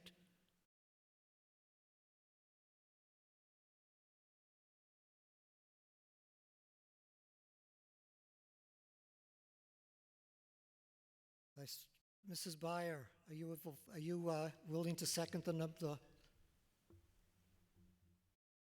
Yes, I'm voting to second the amendment as that. I think he cleaned it up.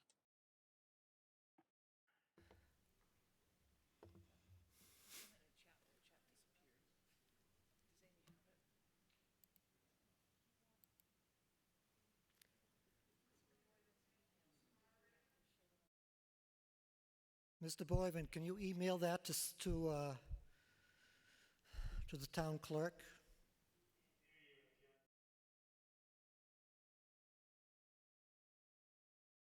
You recognize Mr. William Boyven, please? Turn on his microphone.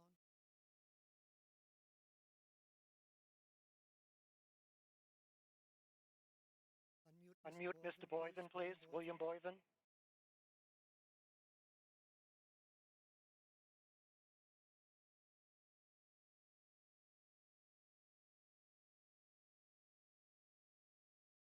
Okay, thank you. I'm on. I have sent it to you via the chat. Is that sufficient?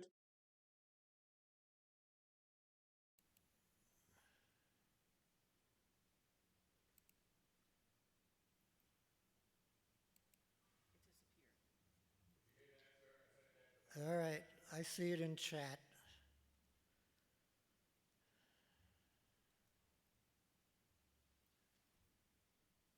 Amy, do you see it? Can you put it up?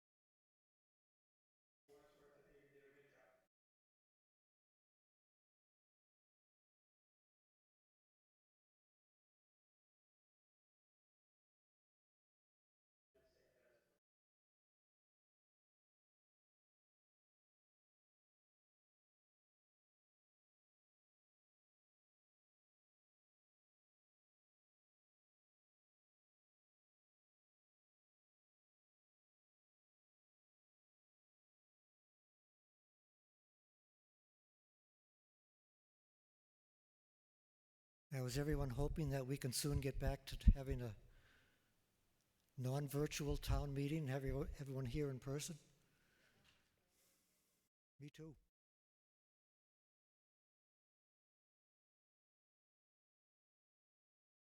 Okay, it's on the screen for everyone to see. The motion in front of us is that $81,000 be raised and appropriated and added to the current school budget to fund a Director of Diversity, Equity, and Inclusion position to be spent under the direction of the school committee for FY 2021. Okay, now we've beat this pretty well to death. Does anyone have anything new to say?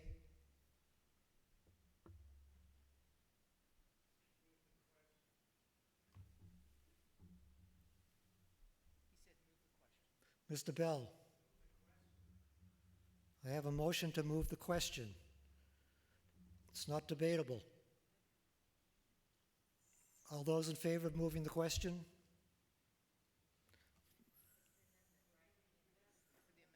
We're voting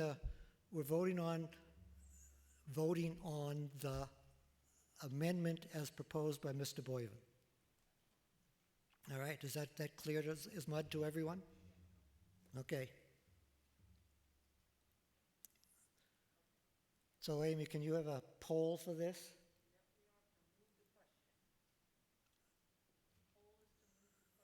All right, the poll is to move the question on the amendment to the amendment to the amendment. Okay. Oh, don't give him 5 minutes.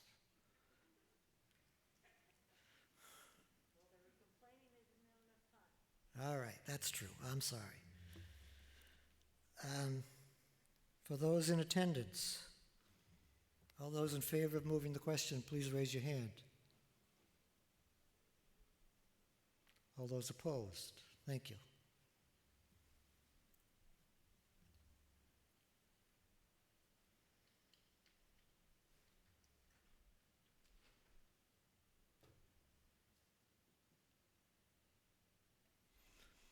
Mr. Van Camp, are you getting the poll? Okay, thank you.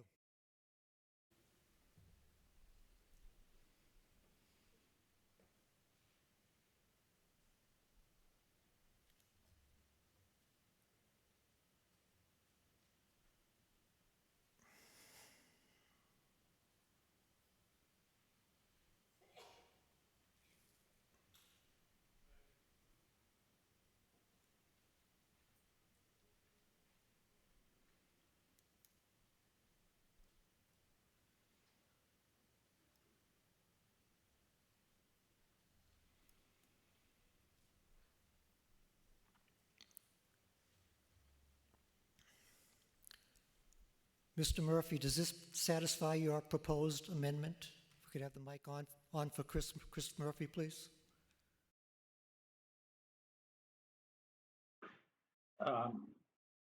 Yeah, I mean, it fundamentally changes what Christine was asking for, but I mean, I've heard enough arguments about why this should be made a director position that I'm pretty much agreeing with that philosophy now, I think. So, so yeah, I don't mind that that's being kind of forced into this, and it can't go lower than that, which I think is clearly what people are worried about.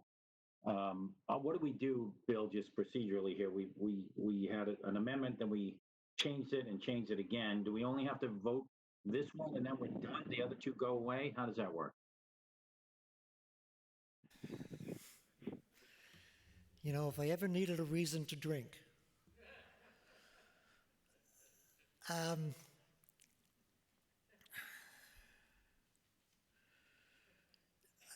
if you accept this as a substitute for your amendment, I think yours can go away, and then we will ask Mrs. Byer what she wishes to do with her amendment.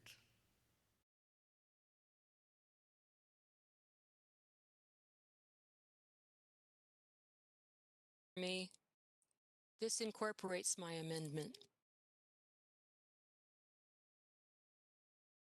Okay, so if we vote on this, we take care of all the proposed amendments. Yes, question.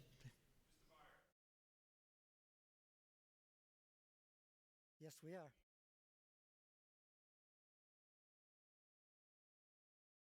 We go vote no on this, yes. We go back to the amendment before that.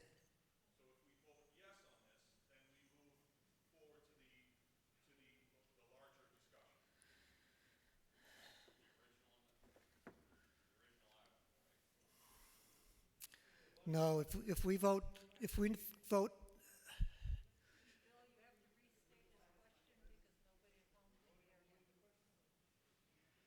all right, if we vote yes on this amendment, then this becomes the the main motion. Okay? If we vote no, we still have to work our way back through the others.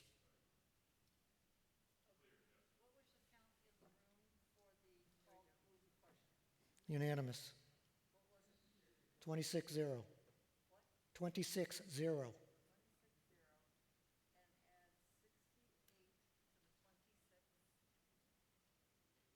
So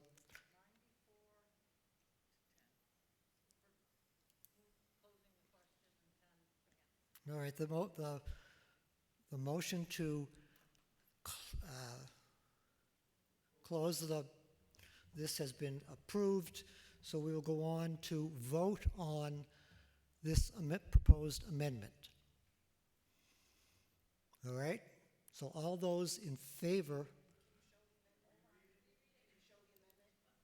You mean you want to know what you're voting on? There's been 4 of them.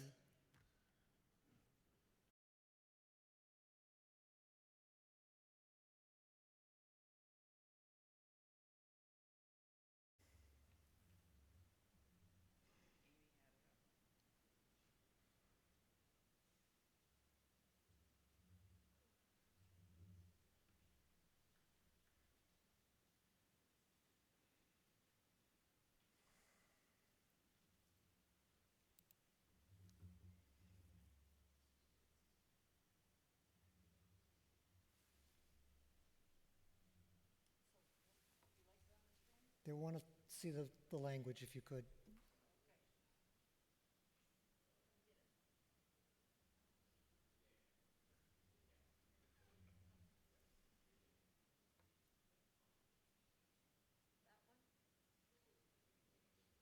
Yes.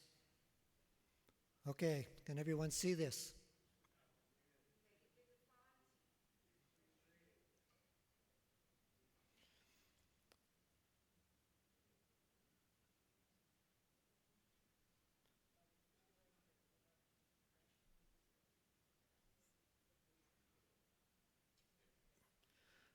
Okay, the text is that $81,000 be raised and appropriated and added to the current school budget to fund a Director of Diversity, Equity, and Inclusion position to be spent under the direction of the school committee for FY 2021. Okay, that's what's in front of us to vote on. All those in favor? Oops, we got a bit of poll. Hold on.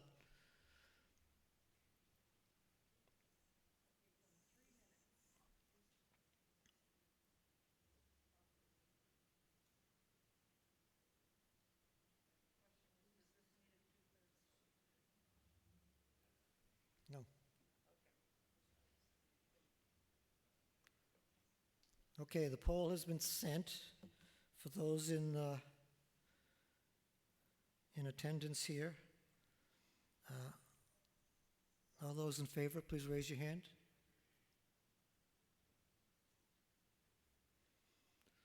One, two, three, 4, 5, 6, 7, 8, 9, 10. All those opposed? 1, 2, 3, 4, 8, 9, 10, 11, 12, 13, 14, 15, 16.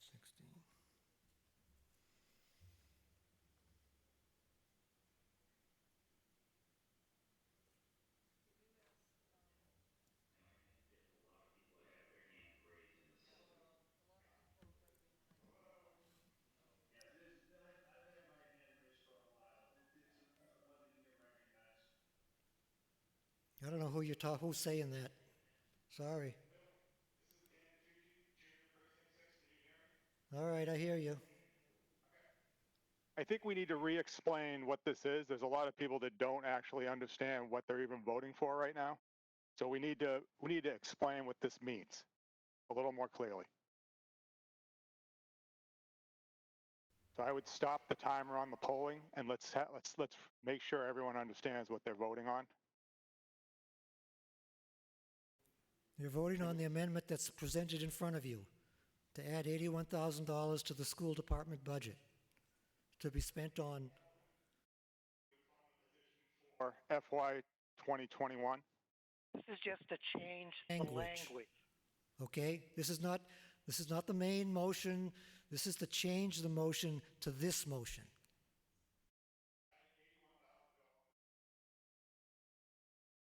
Fiscal year. Correct. For this position. Correct. Okay.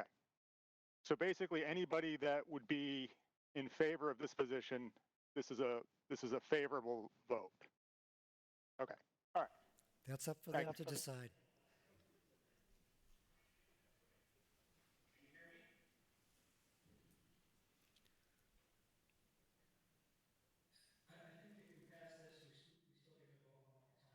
Original motion. This is just a vote on the amended language, that's all. This is just changing the language of the article. After this, if this is approved, this becomes the main motion. And then we will vote on it. We will discuss it further as needed and vote on it.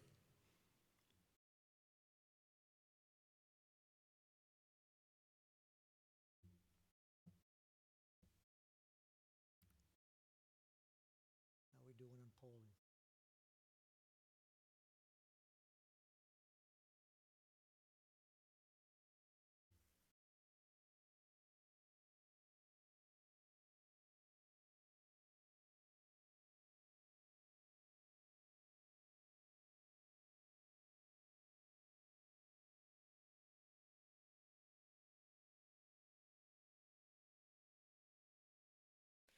There being 68 in favor and 32 opposed, the motion carries. Now, that is now the main motion which we have to vote on. Okay, is everyone clear with that?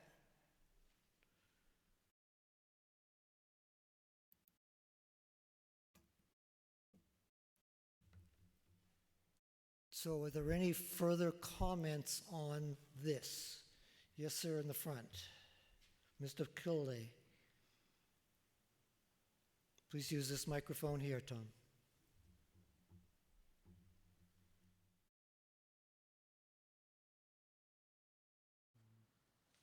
Thank you, Mr. Moderator. Tom Kilday, Precinct 6. I think I'm in agreement with what most of the people talking about. A position like this seems to be something that's a good idea. And, you know, the bottom line is that hatred, bigotry, and prejudices are usually developed in the home. They're not really created outside. Well, they are created outside, but it's at the home. You know, if that kind of an attitude is brought out, then it needs to be resolved mostly at home. But the thing that bothers me is that we have, everything seems to be given to the school committee on this, and I understand because that's where the kids are mostly congregated. But do we not have guidance counselors? And isn't it their responsibility to address issues like this amongst others in schools? And if that's the case, then there is somebody who's in charge of the guidance counselors. And it appears to me that if this has not been presented to the administration, the superintendent and the school committee, then shame on whoever's in charge of that department. And I would suggest that we hold people's feet to the fire. If there's been a problem in the schools, then guidance council should have been aware of it, should have made the superintendent aware of it, and the superintendent should have addressed it, and it doesn't sound like that's been done. And I would hope that even if this passes, because I probably am going to vote against it, because the reason being is not only the process, but while it's still, it probably is a position that's needed, but we're putting the onus on the school department to resolve the issue. I'm not sure it's their responsibility, but if we have, then we have something in process now that can address it. They're called guidance counselors, and they're supposed to address, isn't it their responsibility to address this issue? Especially seeing that's coming from the schools.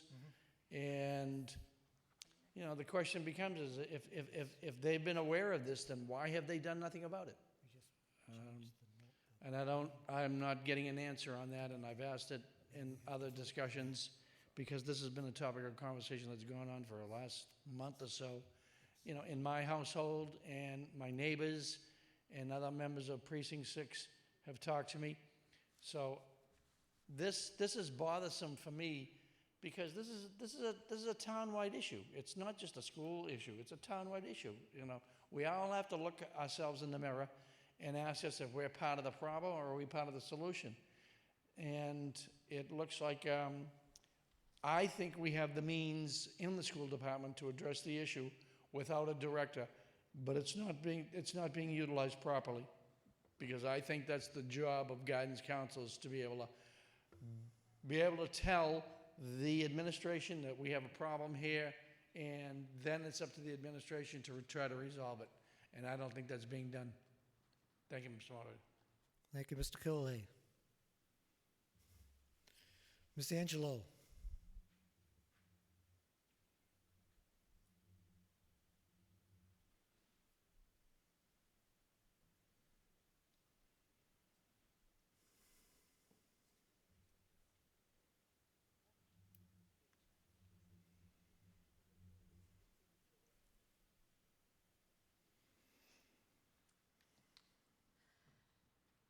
Pat Angelo, Precinct 5. I'm not against this position, but historically, town meeting has not voted on a big ticket item like this unless it's something for an emergency, a pipe breaks, a boiler goes, and I don't want to set precedent by doing it this time. The other thing is, we're being asked to vote on a big ticket item, and I haven't seen a job description or the duties that go with this. I feel like I'm being asked to vote for a pig in a poke, and I just don't like doing that. You're talking about an equity committee. I've been in town meeting forever, and I didn't even know there was such a thing as an equity committee.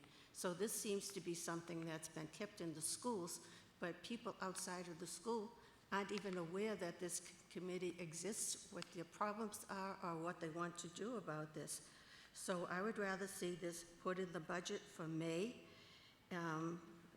with the part of the school department budget. And if you feel uneasy that it will not be included in the school department budget, then submit it as a separate article in a separate warrant article, and give us some more information as to what the job description and the duties of this person is going to be. Thank you, Mrs. Angelo. Virtual attendee Lucy Damiani, you have something to say to us, Mrs. Damiani? I did not realize I had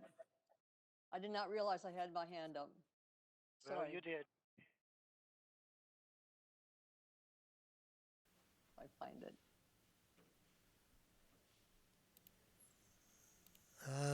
I have someone named Phyllis who has their hand up virtually. You hear me? Yes? Hi. I was a teacher for 40 years, and I know Would that you college.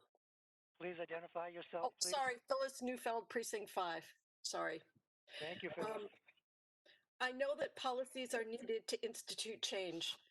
Otherwise, guidance counselors would have very little authority to address these issues.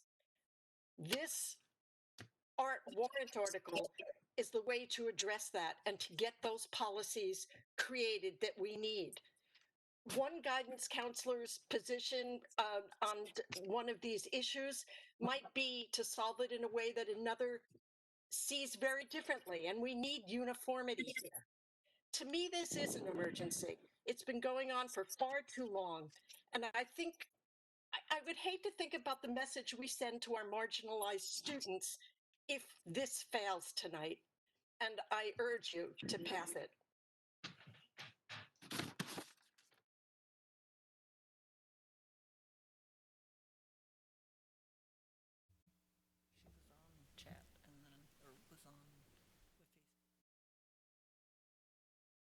We have a student representative to the school committee who would like to comment. So if you would please come forward, use this microphone, and identify yourself.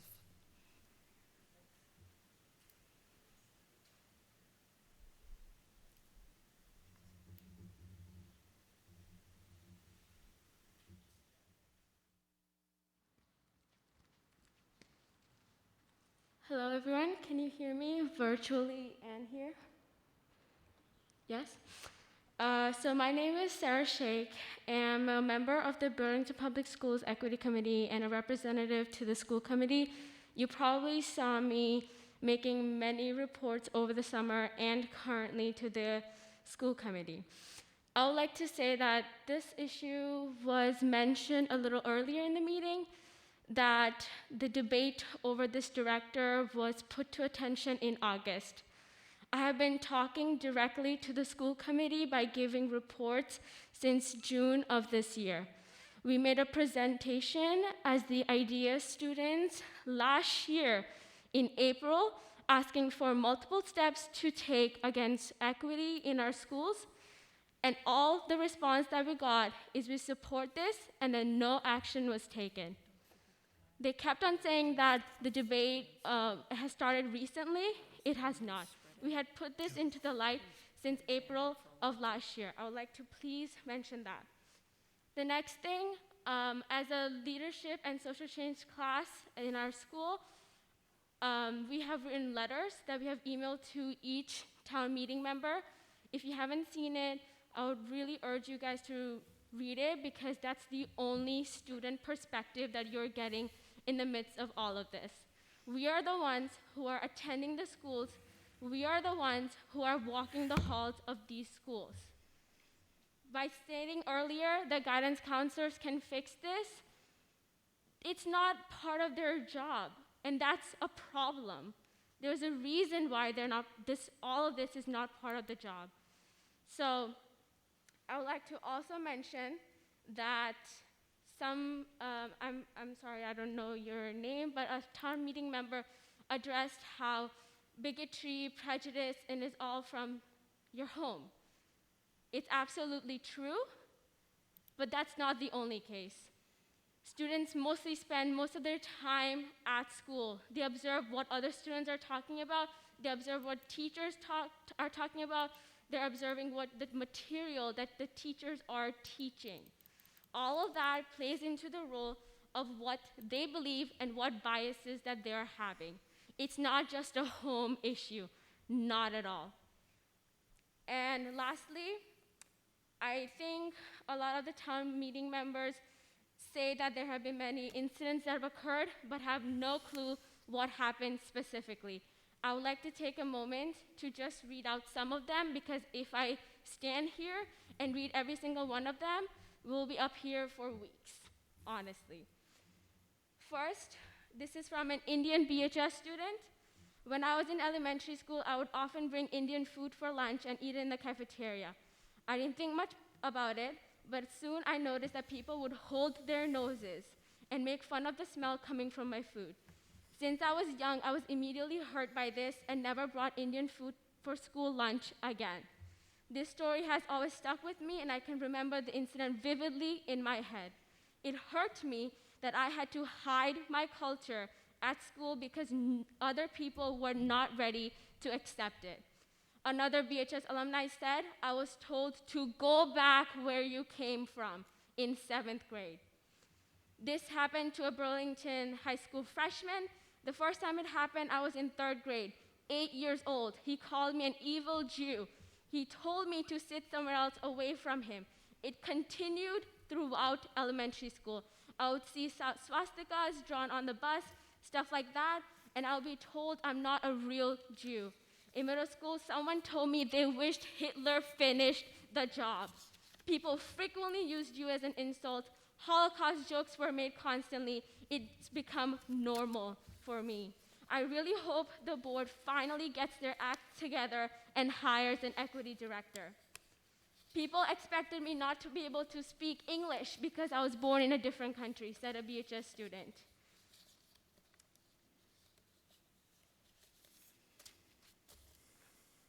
And I would say this one is my last one. In freshman year, a teacher told me to defend slavery. That's what a Black Burlington High School student and alumni, I'm pretty sure, told this and reported this to us. I would like to take and mention this to all of the town meeting members present here in person and virtually to please vote yes for this article. It's a matter of students, it's a matter about us, and no cost, no money should be prioritized over the lives of our students in this district. Thank you very much, Mr. Moderator. Thank you. We have a gentleman back here in the corner with had his hand up. If you have something left more to say? The question has been moved. It is not debatable. I think we've heard an awful lot about this issue, so let's see if we can move on.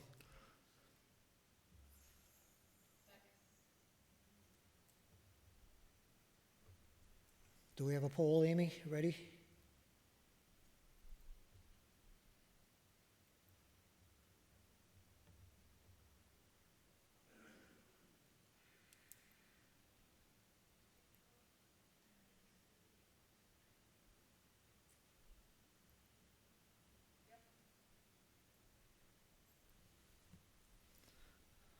Okay, for those in the virtual world, you should be getting a polling. For those here in person, all those in favor of moving the question? All those opposed? Thank you.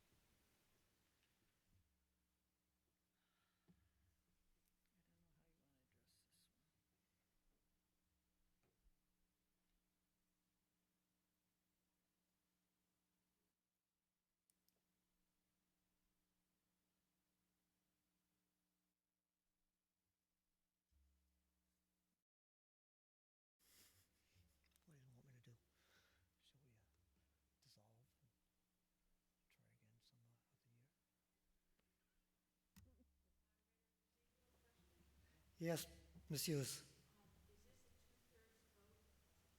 No, straight majority. Oh, moving the question, it's majority vote.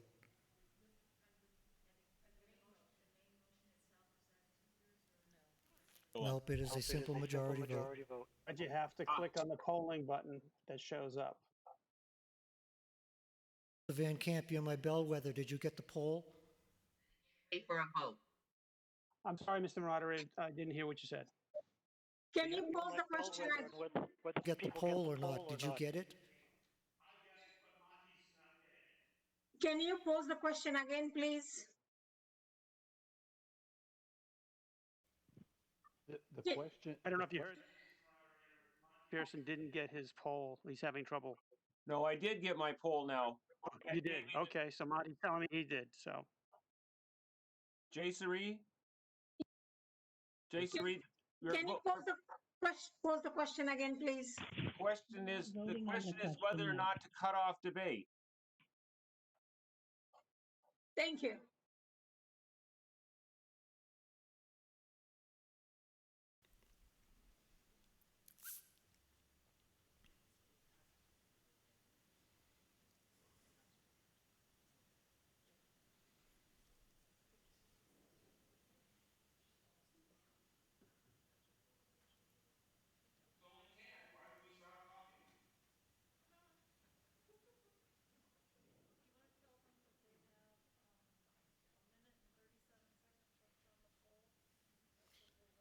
We have 1:30 seconds left on the poll. That's what we're waiting for.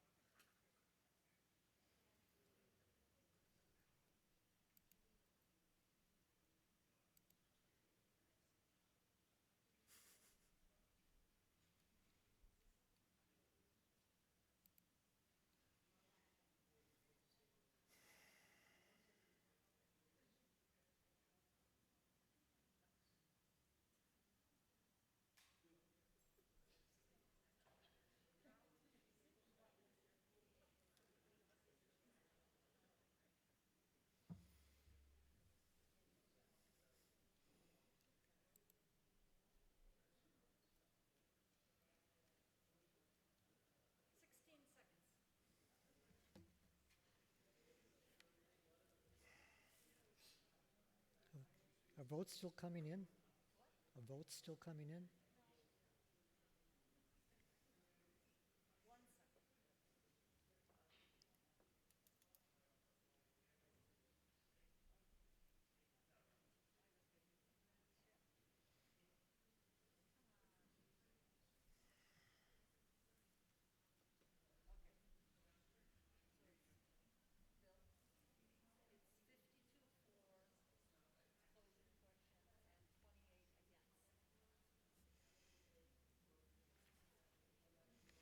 There being 76 in favor of moving the question and 30 opposed, the motion passes. That brings us to the main motion.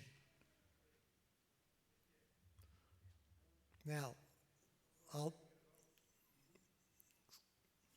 did I hear something out there? So now we are voting on the main motion, finally. Okay? Is everyone clear on that?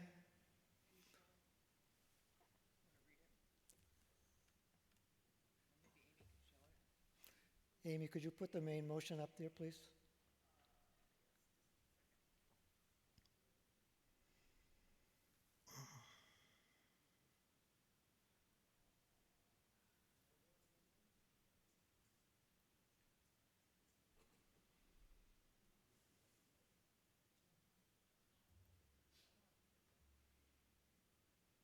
Okay, the main motion is that $81,000 be raised and appropriated and added to the current school budget to fund a Director of Diversity, Equity, and Inclusion position to be spent under the direction of the school committee for FY 2021.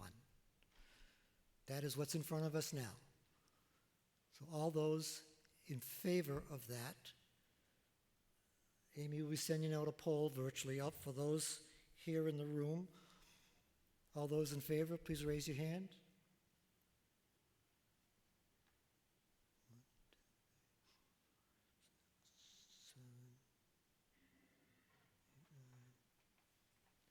Opposed?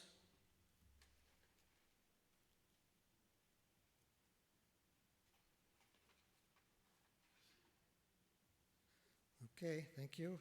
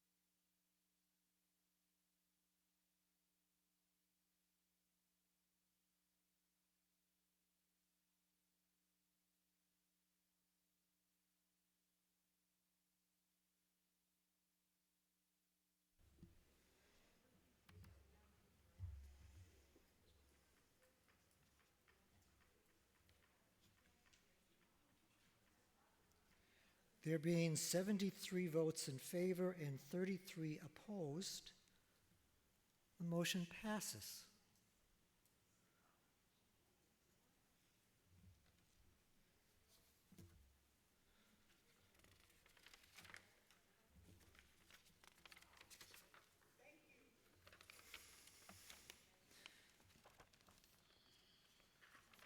What the hell is...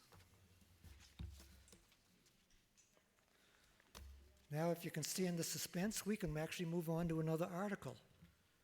Article 8. It's been moved and seconded by the Ways and Means Committee to postpone. Oh, if I read the article in front of me, yes, it's been postponed. Number 9, postponed. Number 10, let's get to some zoning issues.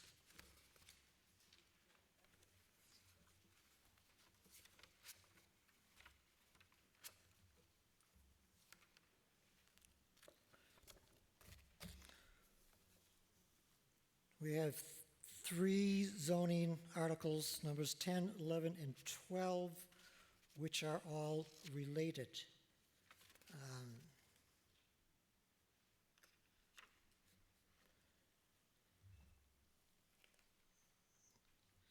Mr. Murphy, would you like to speak on behalf of the proponent of these for all 3 of them? At the presenter's microphone?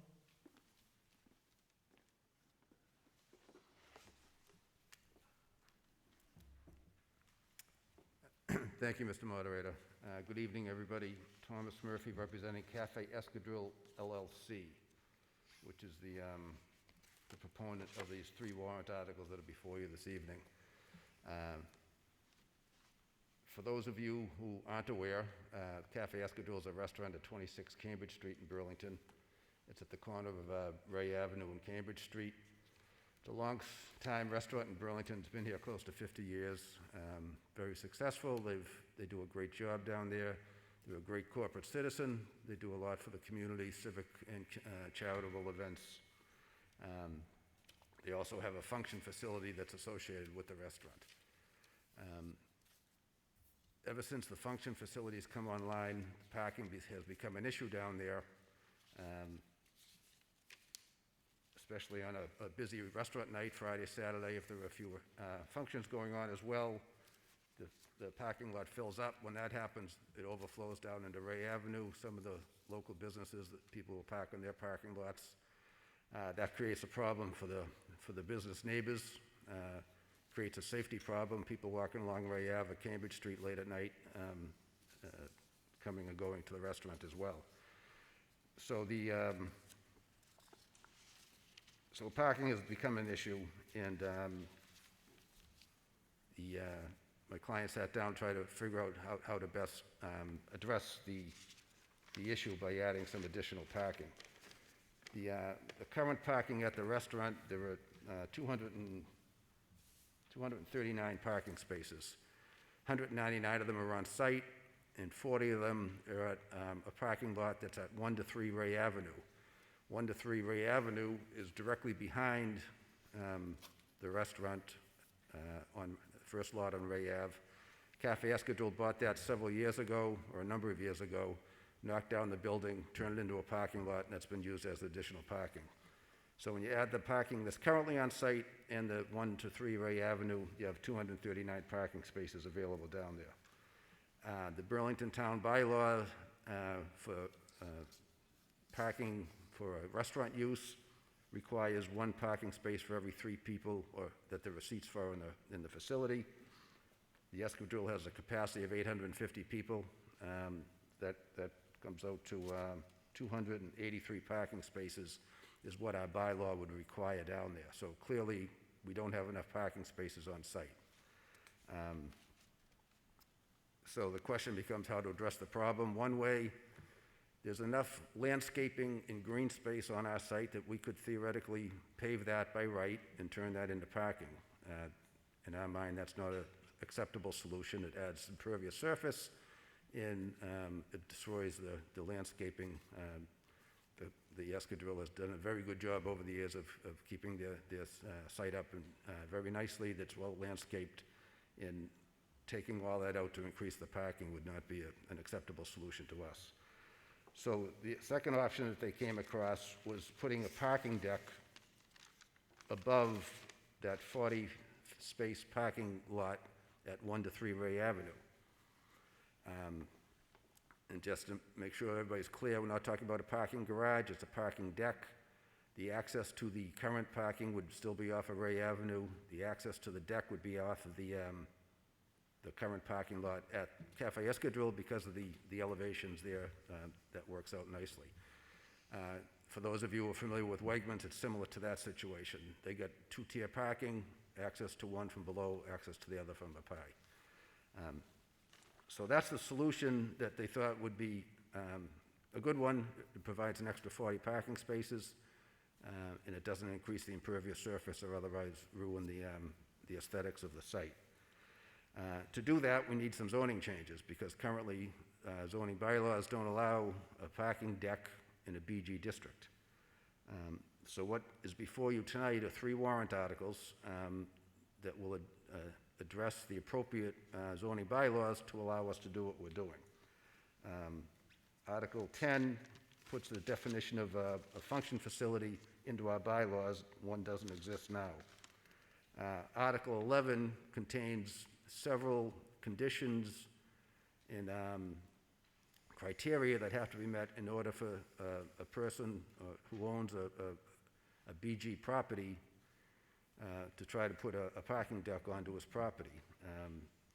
We had a lot of discussions going through this process with both the planning board staff, the ZBRC, to talk about concerns and try to draft the bylaw accordingly. So what this bylaw does essentially is require, in order to be eligible to apply for a parking deck, you need 150,000 square feet of land. You have to be no closer than 200 feet from the closest residential district. Also, the amendment would require a parking deck applicant to get a special permit from the planning board. So you have to go through that process as well. The last warrant article that's on the agenda for this evening, number 12, rezones the parking lot at 1 to 3 Ray Avenue is currently zoned IG, which is an industrial use. We're looking to rezone that to BG so it matches up with the Cafe Escadrille site. The ultimate goal is to combine the 2 sites. They have to be the same zoning district in order for us to be able to do that. A BG site is a much less noxious zoning district than an industrial site, so there's a benefit to that as well. No, it's been a long night, so I don't want to go on and on any more than necessary here, but that's basically the gist of what we're here for. We're trying to get permission to put a parking deck on to address the parking problem. It causes trouble to the business neighbors down there. It also creates some safety issues with people trying to find parking, especially at night.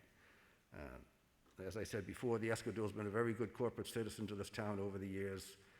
This process we've gone through started back in November of 2019.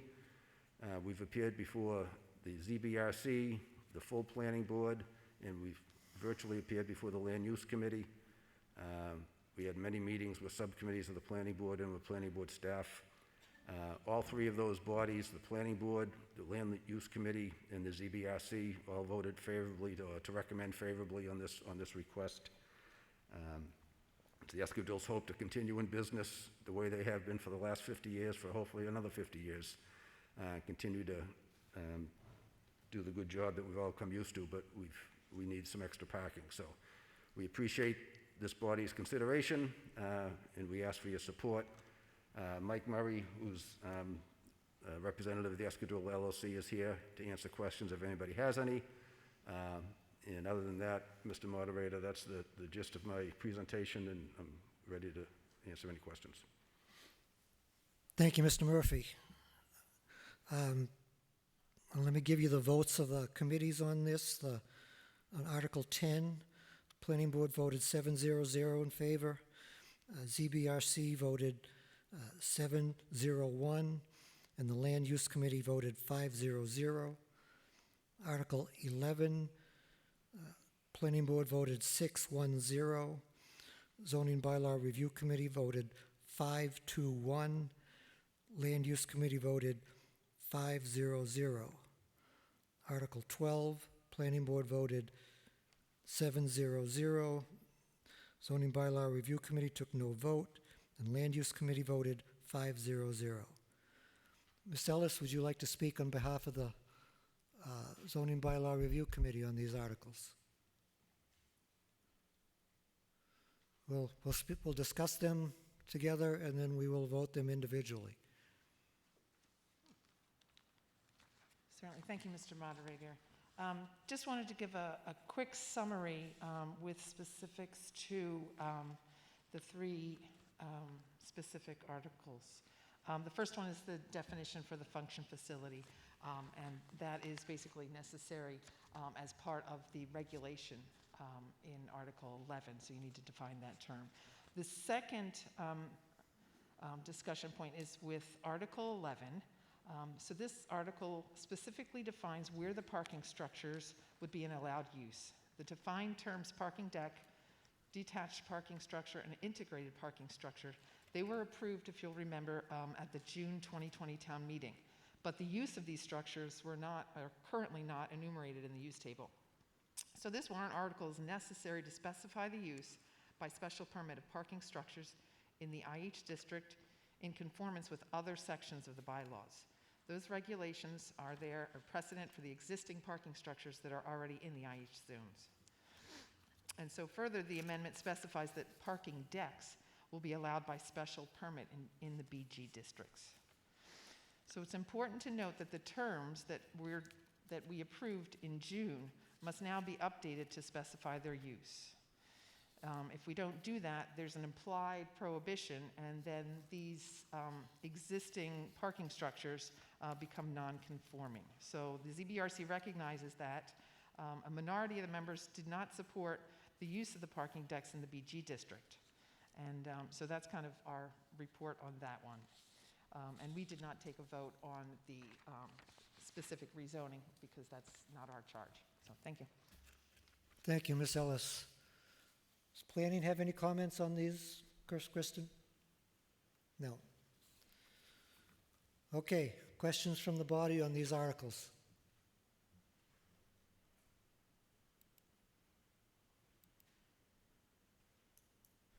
I see a whole bunch of hands up that were up from the last discussion. Could people check and see if they really want to be asking questions on this or if their hands are remnants, please?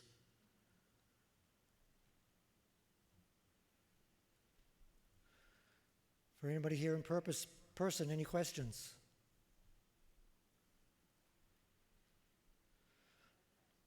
All right. Mr. Pearson, Land Use Committee, do you have comments you'd like to pass on to us?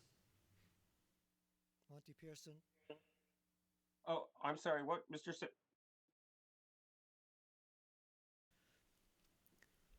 Monty, do you have any comments on Articles 10, 11, and 12 from the Land Use Committee?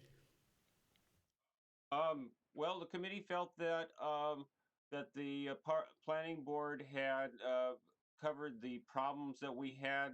There was an issue of whether or not we were opening up a Pandora's box by allowing more parking garages in town.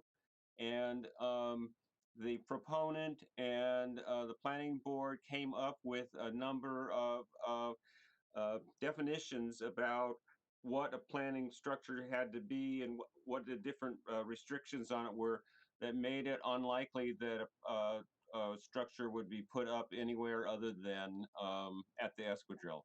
So we were comfortable with that, and we feel that the esquadrille is a valuable component of the community, so we were happy to go along with that. Mr. Pearson, I'm going to go through the list here. Ms. Frustacci, do you have something to say on this? Joanne Frustacci for virtual. Where's your hand or remnant?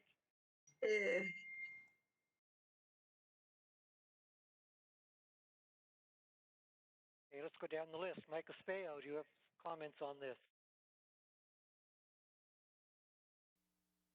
No, Bill, no comments, sorry. Please lower your hand. We'll keep going down the list. Mr. Boyven. For Article 7, but I'll lower it. Yes, Mr. Moderator, thank you. I do have a comment.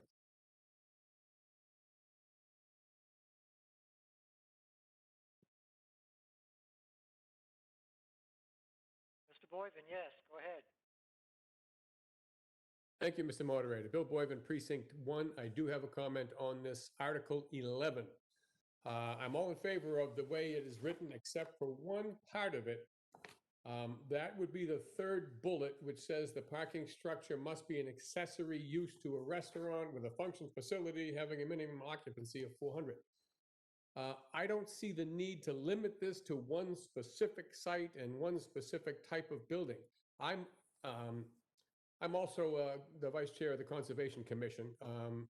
I'm in favor of structured parking in many places in town. There are sites like the mall or Millipore up on Summit Drive that pay vast amounts of their property because structured parking was not allowed under zoning. I would like to, this is an opportunity to take some steps in that direction, and here structured parking is allowed with compensatory green space requirement, which I think is a great addition of basically 2 to 1 for the footprint of the structured parking. So I would like to see this Article 11 amended to just strike that third bullet. Strike the accessory to a restaurant aspect of it. Now, if I'm being naive because I don't understand how zoning works, please let me know. Thank you. So you're making an amendment? To do that, yes, just to strike that third bullet completely, if it's allowed.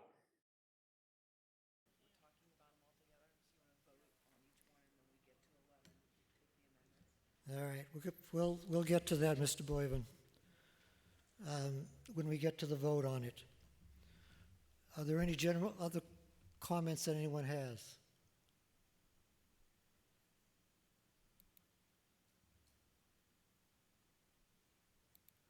Ms. Perner, I see your hand raised. You have a comment, virtual. Could we hear either from Kristen Kasner or Barbara LaRue regarding Mr. Boyven's amendment, please? At the presenter's microphone.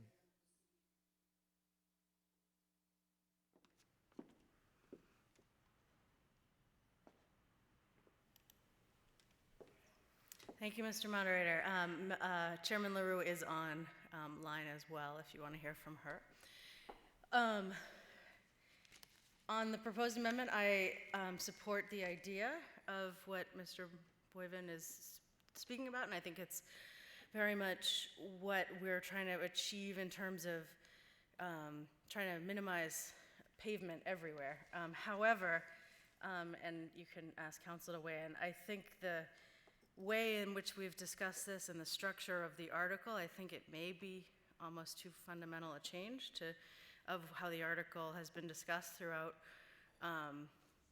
the evolution of kind of how we got here. So I guess I'd very much like the idea. I'd like to continue talking through it, potentially looking toward further thoughts on how to minimize green space, get structured parking where structured parking is appropriate in Burlington. But I guess my opinion right now is it might be a little bit too big for a floor amendment. But I appreciate the sentiment. Okay, let's move on to voting on these. Well, let me think. Is there anyone else? Mr. Pearson, we already talked with you. You still have something more to say? Your hand is up. Hand is up. Christine Warren, your hand is up. Yes. Ms. Warren, do you have a comment to make? Yes, Mr. Moderator, thank you. I would just like to, I believe it is the Article 11 where there were 2 people from the Zoning Bylaw Review Committee who voted against 11. And if I did catch that correctly, I'd like to hear what that the minority opinion is. Thank you. Christine? I believe they commented on what the minority opinion was, but Ms. Ellis, do you have more to add on that? And please remember, it's a 5-2 vote. Correct, Mr. Moderator. I did mention before that the members who were in the minority were concerned with the limited number of properties that all of the regulations proposed on it. Thank you. Thank you.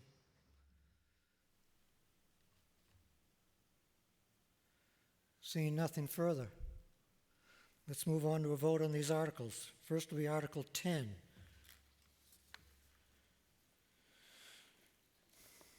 It's been moved and seconded by the Ways and Means Committee that this article be moved as printed in the warrant. Amy, do we have a poll ready? Okay, for all, polls going out, all those in the audience, all those in favor, please raise your hand.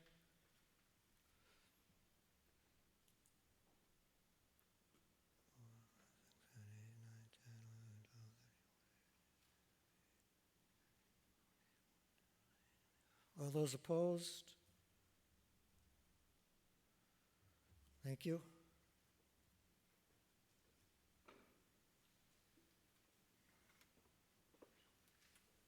If that amendment is made, the resulting, or if the amendment passes, the resulting article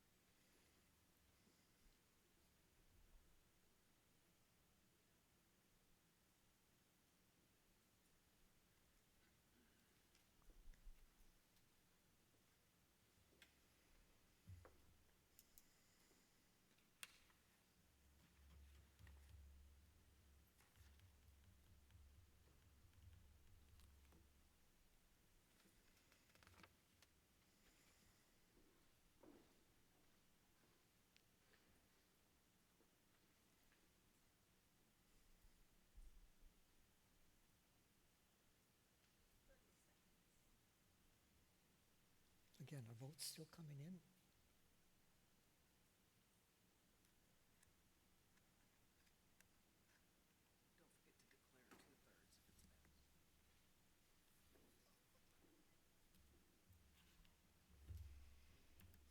You trying to keep me honest?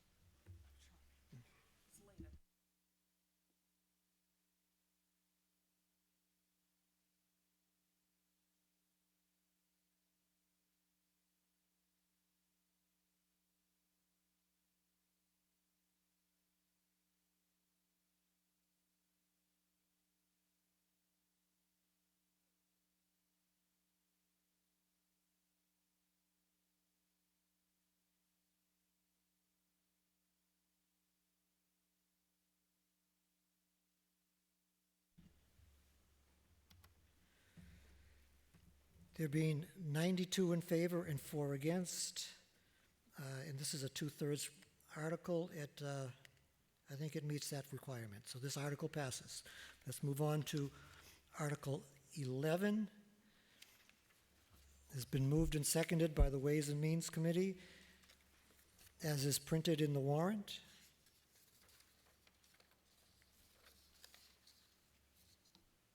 Any comments, or is this where you wanted to make your amendment, Mr. Boyven? I've submitted a text specifying that the amendment is to strike the text of that third bullet. I sent that under chat to you. Thank you. Well, the town council informs me that that amendment is going to be out of order because it significantly expands the text and the applicability of the zoning article. So thank you, but it's out of order. Any other questions, further comments on this?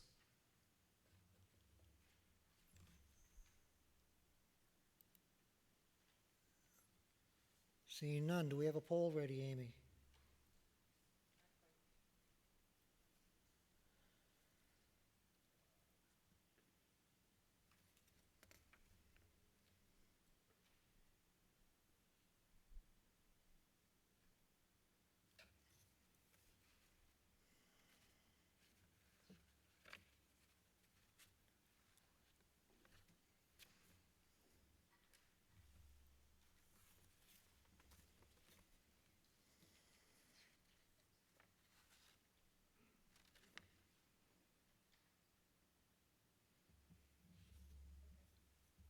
Okay, poll going out.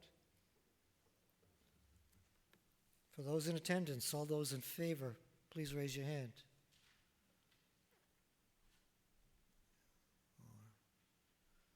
4, 6, 8, 10, 11, 12, 13, 14,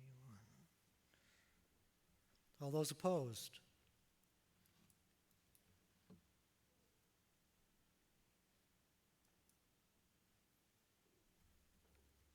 Thank you.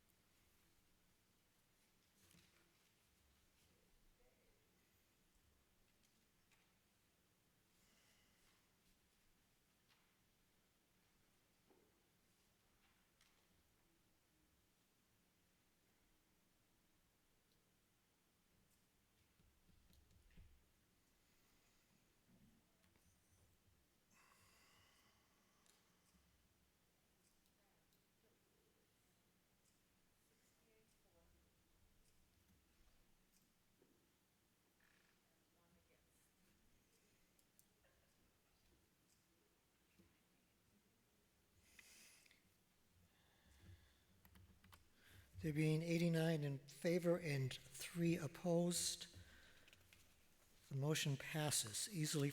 It's 2/3 requirement. Brings us to Article 12. It's been moved and seconded as printed in the warrant by the Ways and Means Committee. Are there any questions or comments from anyone on this article?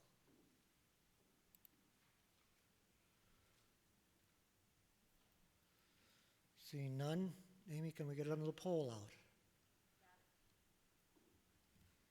For those here in attendance, all those in favor?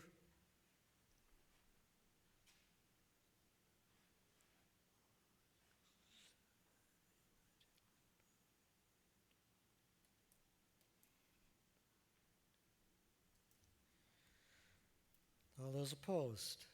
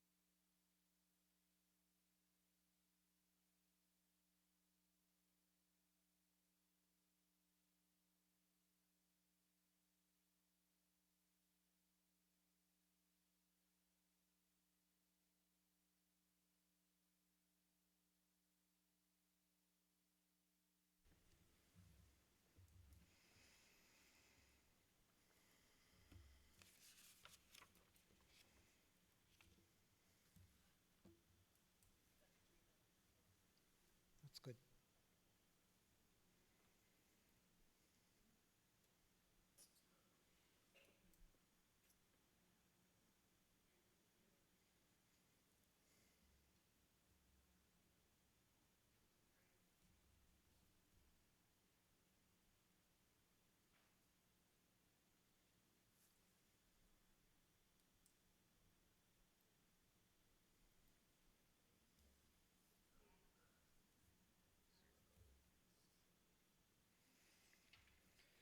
There being 91 in favor and 2 opposed, the motion carries.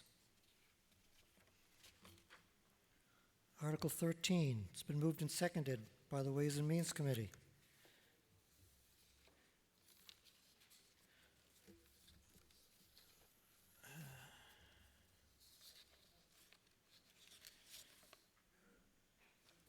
Been moved and seconded as printed in the warrant by the Ways and Means Committee. Now, does the proponent have a presentation to make it, or a presentation to us on this?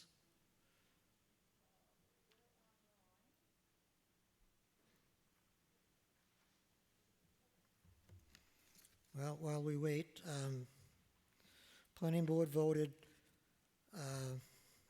unfavorably 6-0-0. Land Use voted against it 7-0-0. Zoning Bylaw Review Committee voted against it 8-0-0. Planning have any comments to make on this? Planning was against it. Everyone was against it.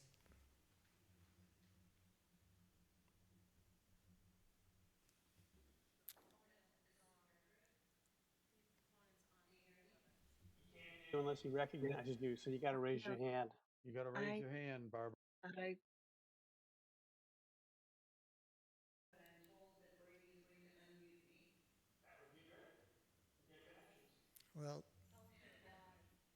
Well, hold on, Barbara, you're not recognized. We have the proponent who has something to say, I believe. Where is the proponent on, if his microphone can be turned on, please.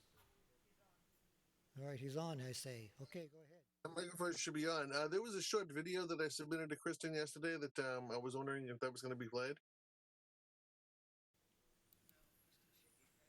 No.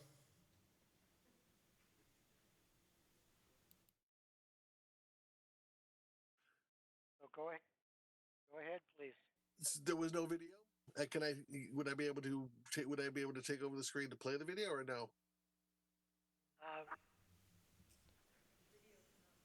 The video, I'm informed that the video cannot be played.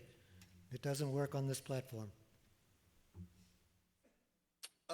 Understood. Well, very well then.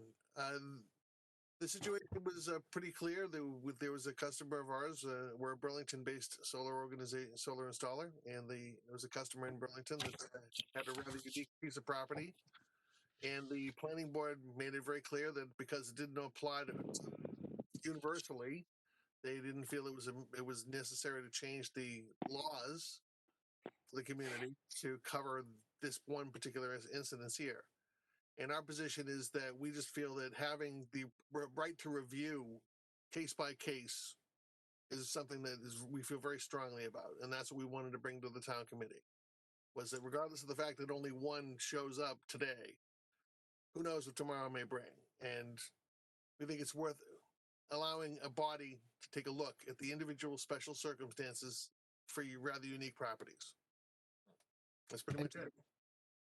So the video is unable to be used and we were not notified of that? No. It's been total shutdown at every turn here.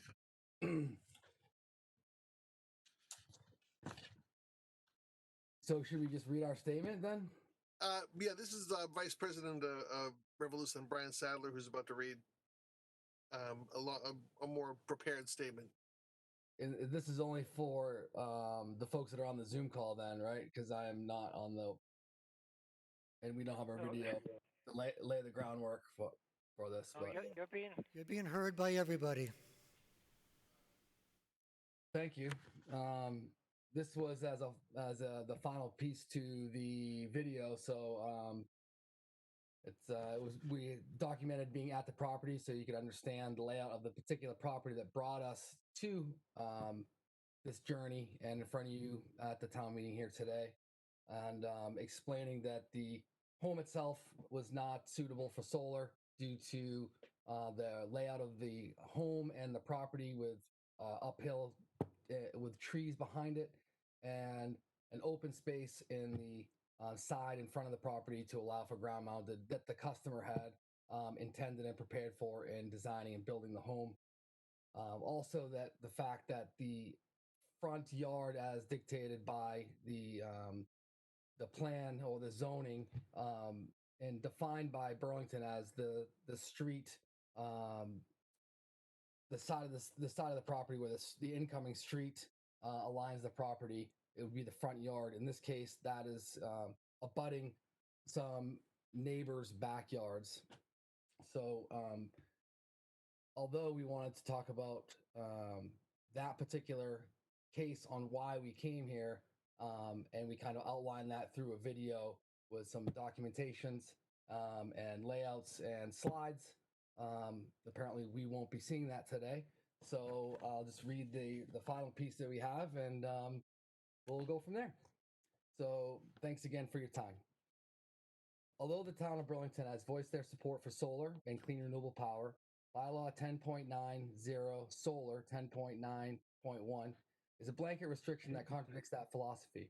A simple addition to the bylaw allowing for a special permit process for non-traditional properties would remedy the limitation for residents with special circumstances. We have stated that the Gruder property has brought us in front of you to argue that this restriction does not allow for common sense discretion, fairness, or due process for your residents. We use this example as a case where the front yard as defined by the town does not apply. There would be no impact visually, audibly, or health-wise to the neighboring properties or any Burlington residents, as do the high-tension power lines on the other side of the street from the abutting homes. Furthermore, since residents with traditional front yards do not want ground-mounted solar to occupy them, nor would a solar company propose such a use, a special permit process for this accessory use would be few and far between. Nevertheless, voting and tax-paying residents of Burlington should be granted that opportunity in due process, just by the nature of being a property owner in this country. This restrictive bylaw is not just about one resident, but all the residents in Burlington. Being that Massachusetts does not have any traditional fuel sources, the state strongly advocates to generate clean, renewable energy in a state to have control of our own electricity generation and to stabilize our antiquated grid structure. Due to outsourcing our electricity, we have the highest electricity rates in the continental United States. Residents adopting solar generation are able to control their costs for operating the property. This brings down the demand and decreases utility rates for all ratepayers. There's also been many governmental and non-governmental studies done over the last 15 years to show the increase in property values and demand for homes with solar on the market. It's been by the Department of Energy, National Renewable Energy Labs, Berkeley Laboratories, Zillow, and Redfin, for example. These homes also sell faster and for a higher value. This property value increase brings up the value of properties in the community, which in turn leads to a more desirable location to reside, with more state and federal funding for schools, roads, safety, and other infrastructure. On top of that, the value per kilowatt hour for solar far exceeds that generated by conventional ways due to providing more grid stability with less demand. This value takes into consideration the increased property value, improved air and water quality by avoiding sourcing and burning fossil fuels, the value of solar adopting property owners supplementing their neighborhood with clean power, reducing the demand on the grid, especially during peak times, and lowering utility rates to all ratepayers. In all, allowing for this due process for all residents to have a path to adopt solar leads to improvements in all residents' lives. Massachusetts has zoning laws that prohibit governments from enacting rules that prohibit or unreasonably regulate solar energy systems.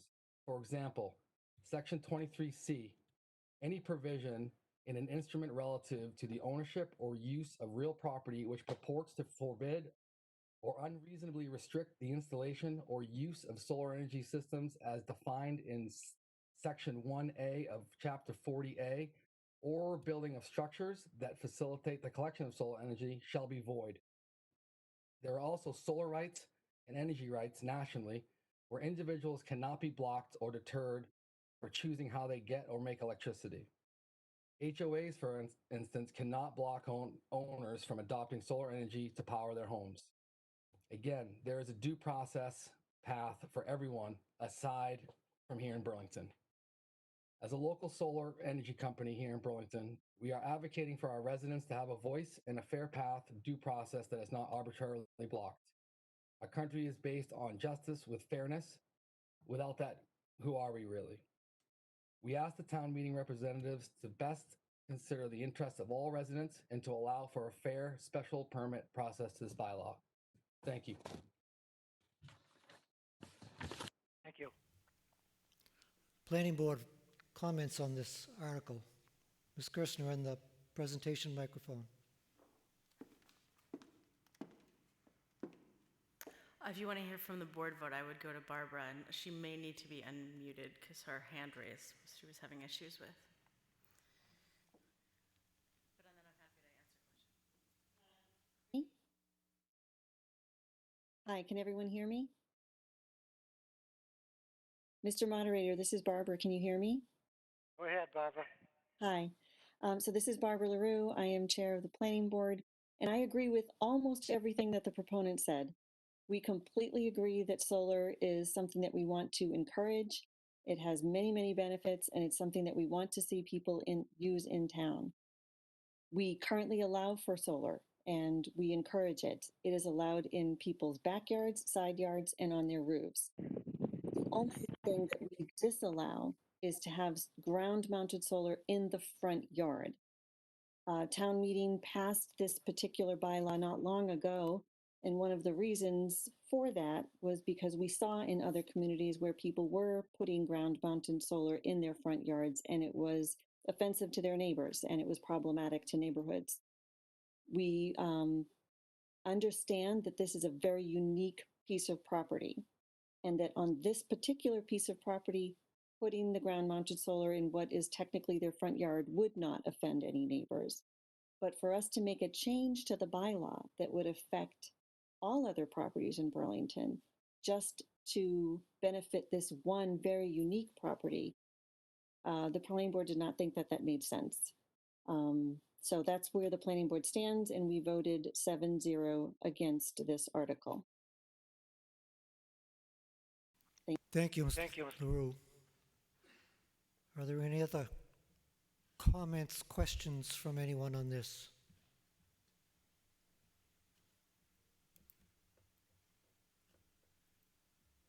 Oh, I see a bunch. Mr. Boyven, go ahead. William Boyven, virtual.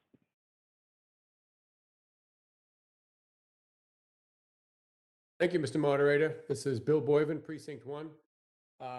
As part of my duties on the Conservation Commission, I had the privilege of visiting this property, conducting an erosion and sedimentation permit application review. The property is huge. It is, I don't know the right word for it, but stately and very, very, very beautiful. Although such a solar fixture would not fit in my front yard, it clearly fits in this property with no impact to any abutters. The place is massive. I mean, it's assessed at over $2.5 million. It's a very unique property in Burlington. Revolution is a Burlington-based company trying to do business in Burlington. The definition of front yard really doesn't even apply to this property. It's almost moot. It's clearly not going to affect any of their abutters, in my opinion. And to comment on something that Barbara just said, we just made a change to a bylaw to the benefit of one particular restaurant.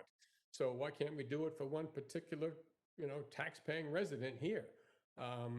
I think it would be proper, especially since we're putting in text that says it's subject to a special permit process. So any other such applications would have to be equally assessed.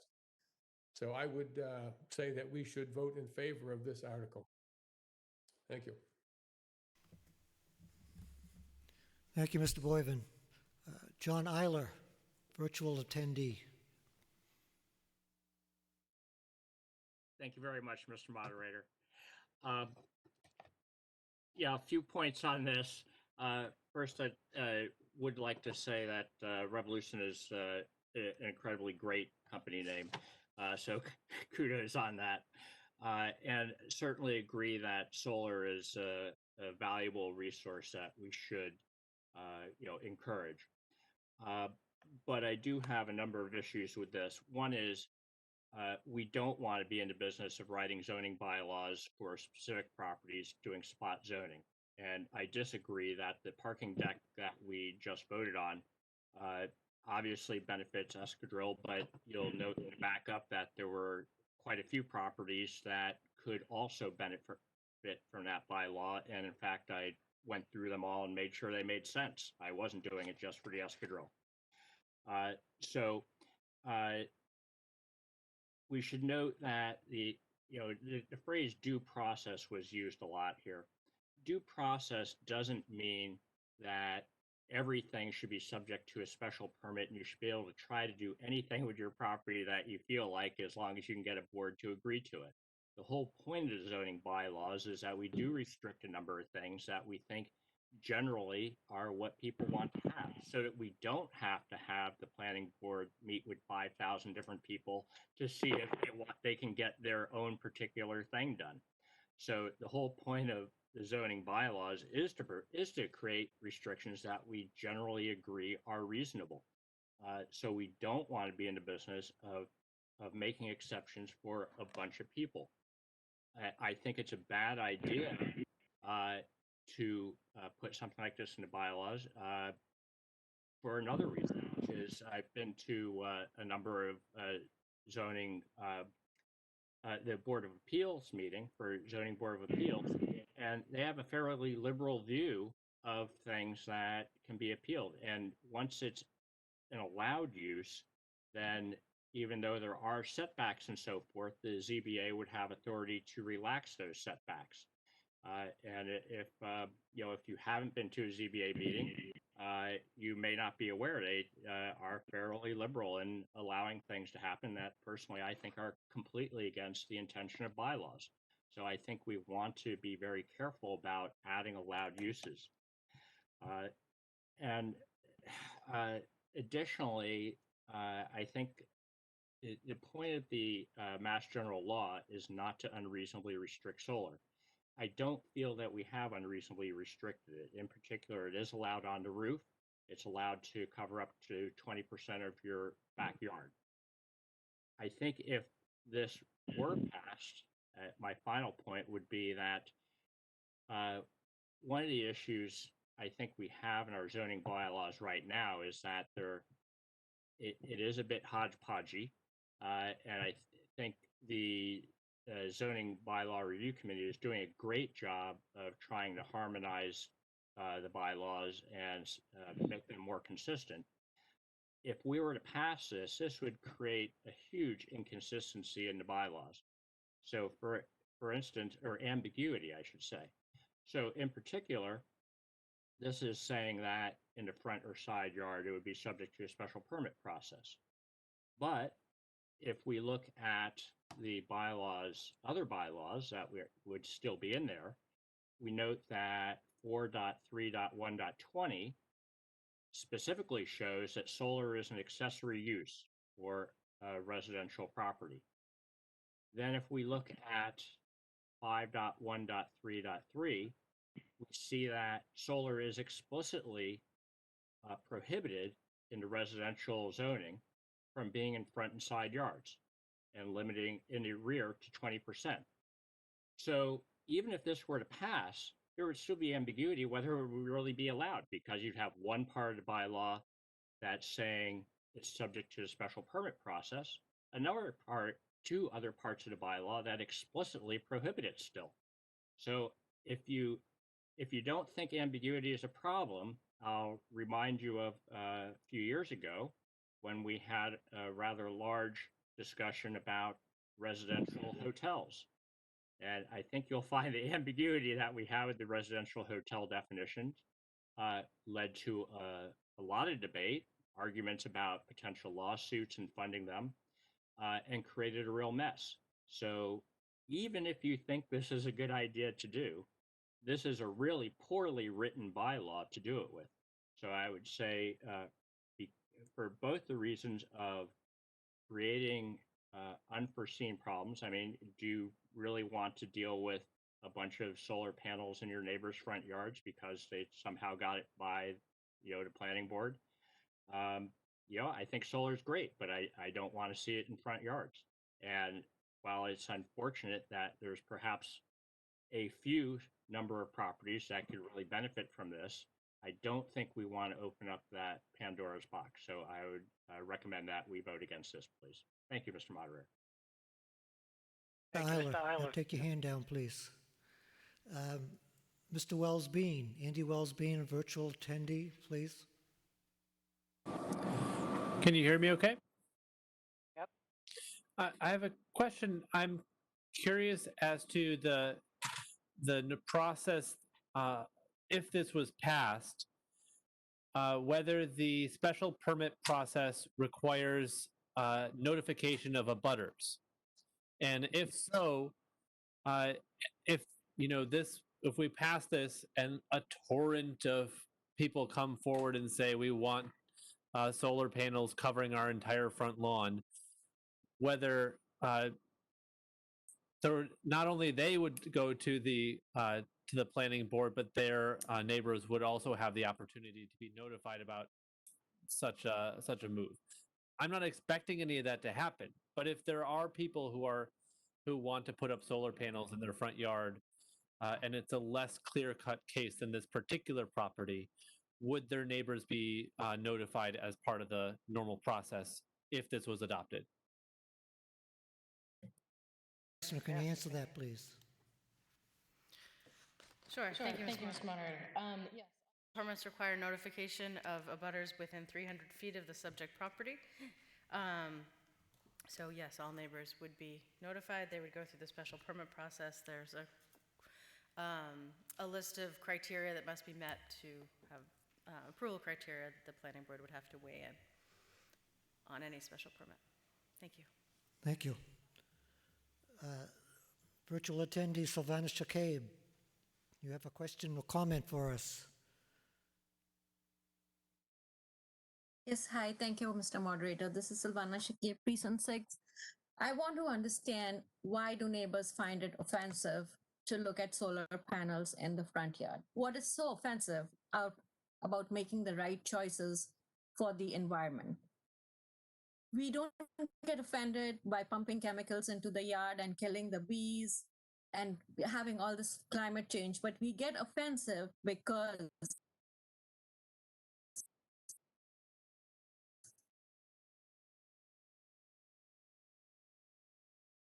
we have to look at solar panels to go into changing it. This is a ridiculous argument, really, that neighbors find it offensive. Too bad. We have to understand what's happening in the world. We have to understand what's happening around us and make the right choices. If they don't like the solar panels, if they don't like to look at it, they can move somewhere else. We have to, as a community, make the right choices. And this is just because neighbors don't like it. It's a complete, I don't even know what to call it. It's really offensive to hear a statement like that. There is no justification to it. Thank you. Thank you. Mr. Hannafin.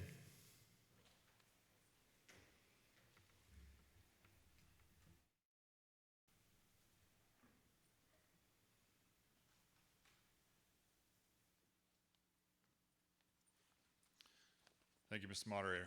To you, to the previous speaker, just want to say right off, I'm extremely offended by you in front of this body saying that if we don't like something that's being said here, that we can move.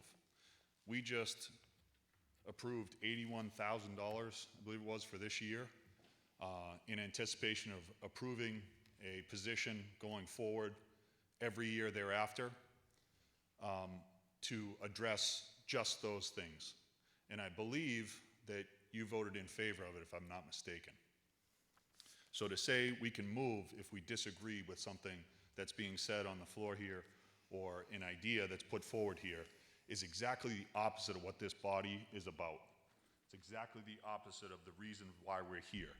We're here for debate and discussion on different things.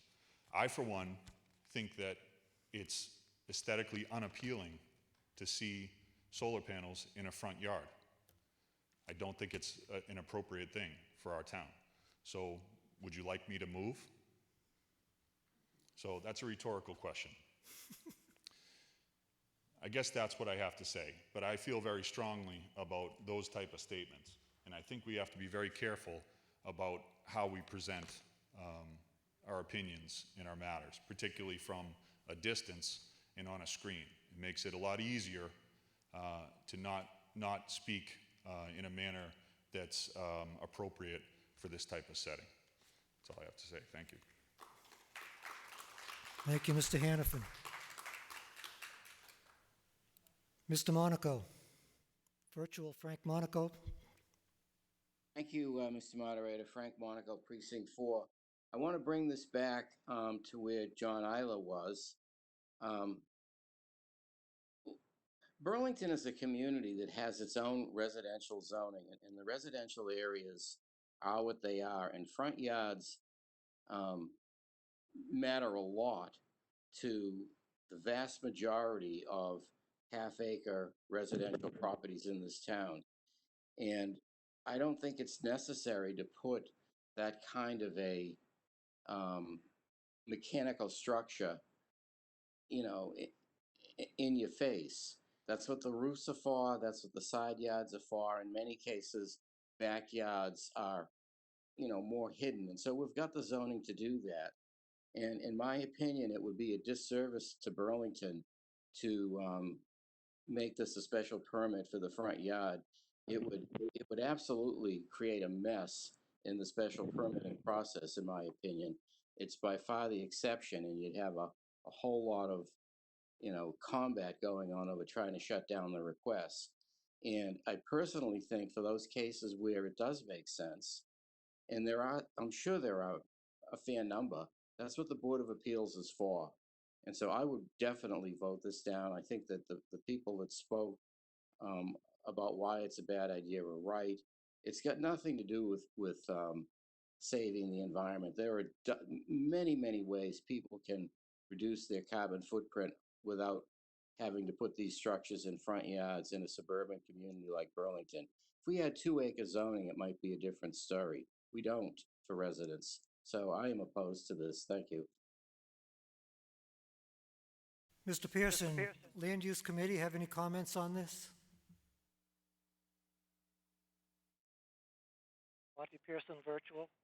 Trying to get this. There we go. It's working now. Thank you, Mr. Moderator. Yes, land use voted against this. And that is because of the nature of the special permit process. From the sound of those words, it makes it sound like you have to go through a series of hurdles and that you have to show that you've done just right to get a special permit. But in fact, the way that zoning law works and zoning procedures work, once you've had one case of something being an exception, then what happens is that in the special permit process, it becomes necessary for the planning board to come up with a particular special reason why they wouldn't give the special permit to the new person who's asking for something. And so what you would have is you literally is a Pandora's box, because no matter what the residents around say or what the planning board says, the legal precedence is to give the permit. And so it's not really a special permit protecting the town. It's a special permit. The special permit process very much protects the person who is asking for the favor. And so land use felt that it was not a good idea to have a special permit process, because we didn't want to have a lot of these mechanical devices in people's front yards. Because I believe the land use thinks that majority of people in town would not like to have that. So that's why we voted unanimously against this article. Thank you, Mr. Pearson. Mr. Sinesi.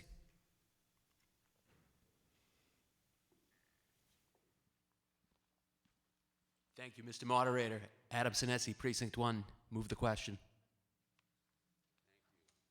Mr. Sinesi, the question has been moved. This is not debatable. Amy, you got a poll going? Or can I raise hands?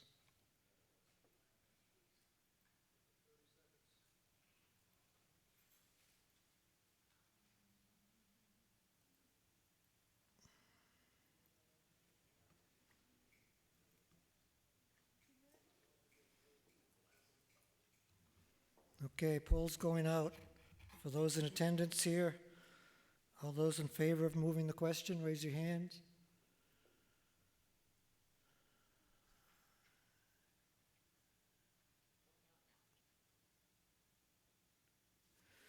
All those opposed?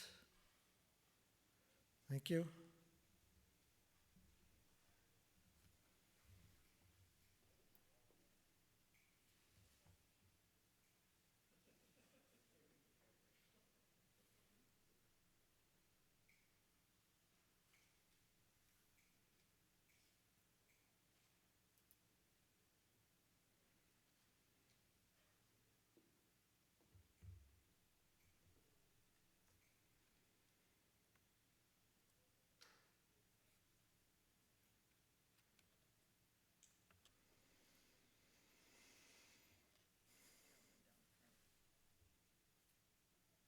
Mr. Gillay, can I help you? Yes, I'd like to make a motion to adjourn. You can't yet. We're waiting for a vote count. Talk to me then. Right.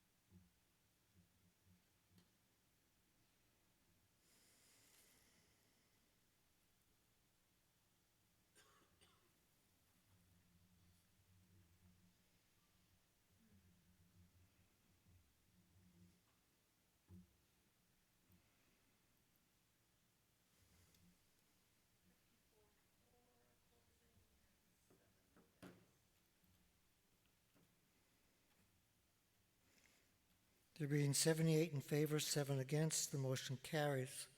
That brings us to a vote on the motion. So Amy will be getting a poll out for those who are in attendance. All those in favor of the article?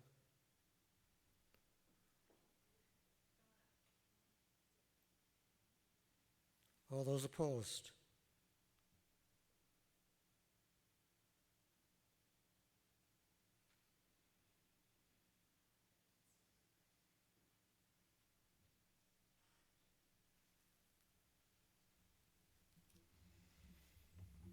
Thank you.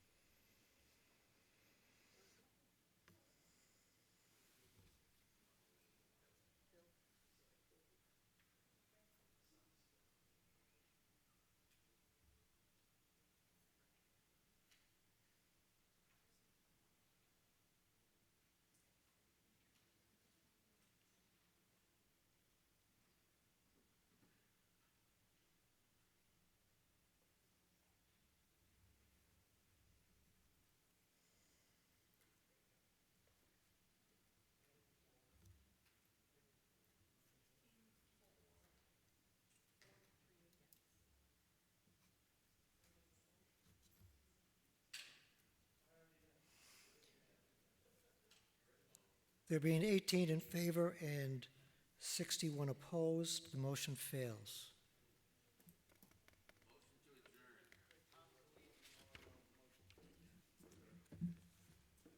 I have heard a motion to adjourn.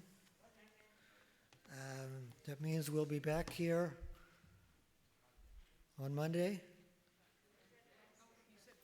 October 5th. It's Monday the 5th. So I'm dyslexic or something.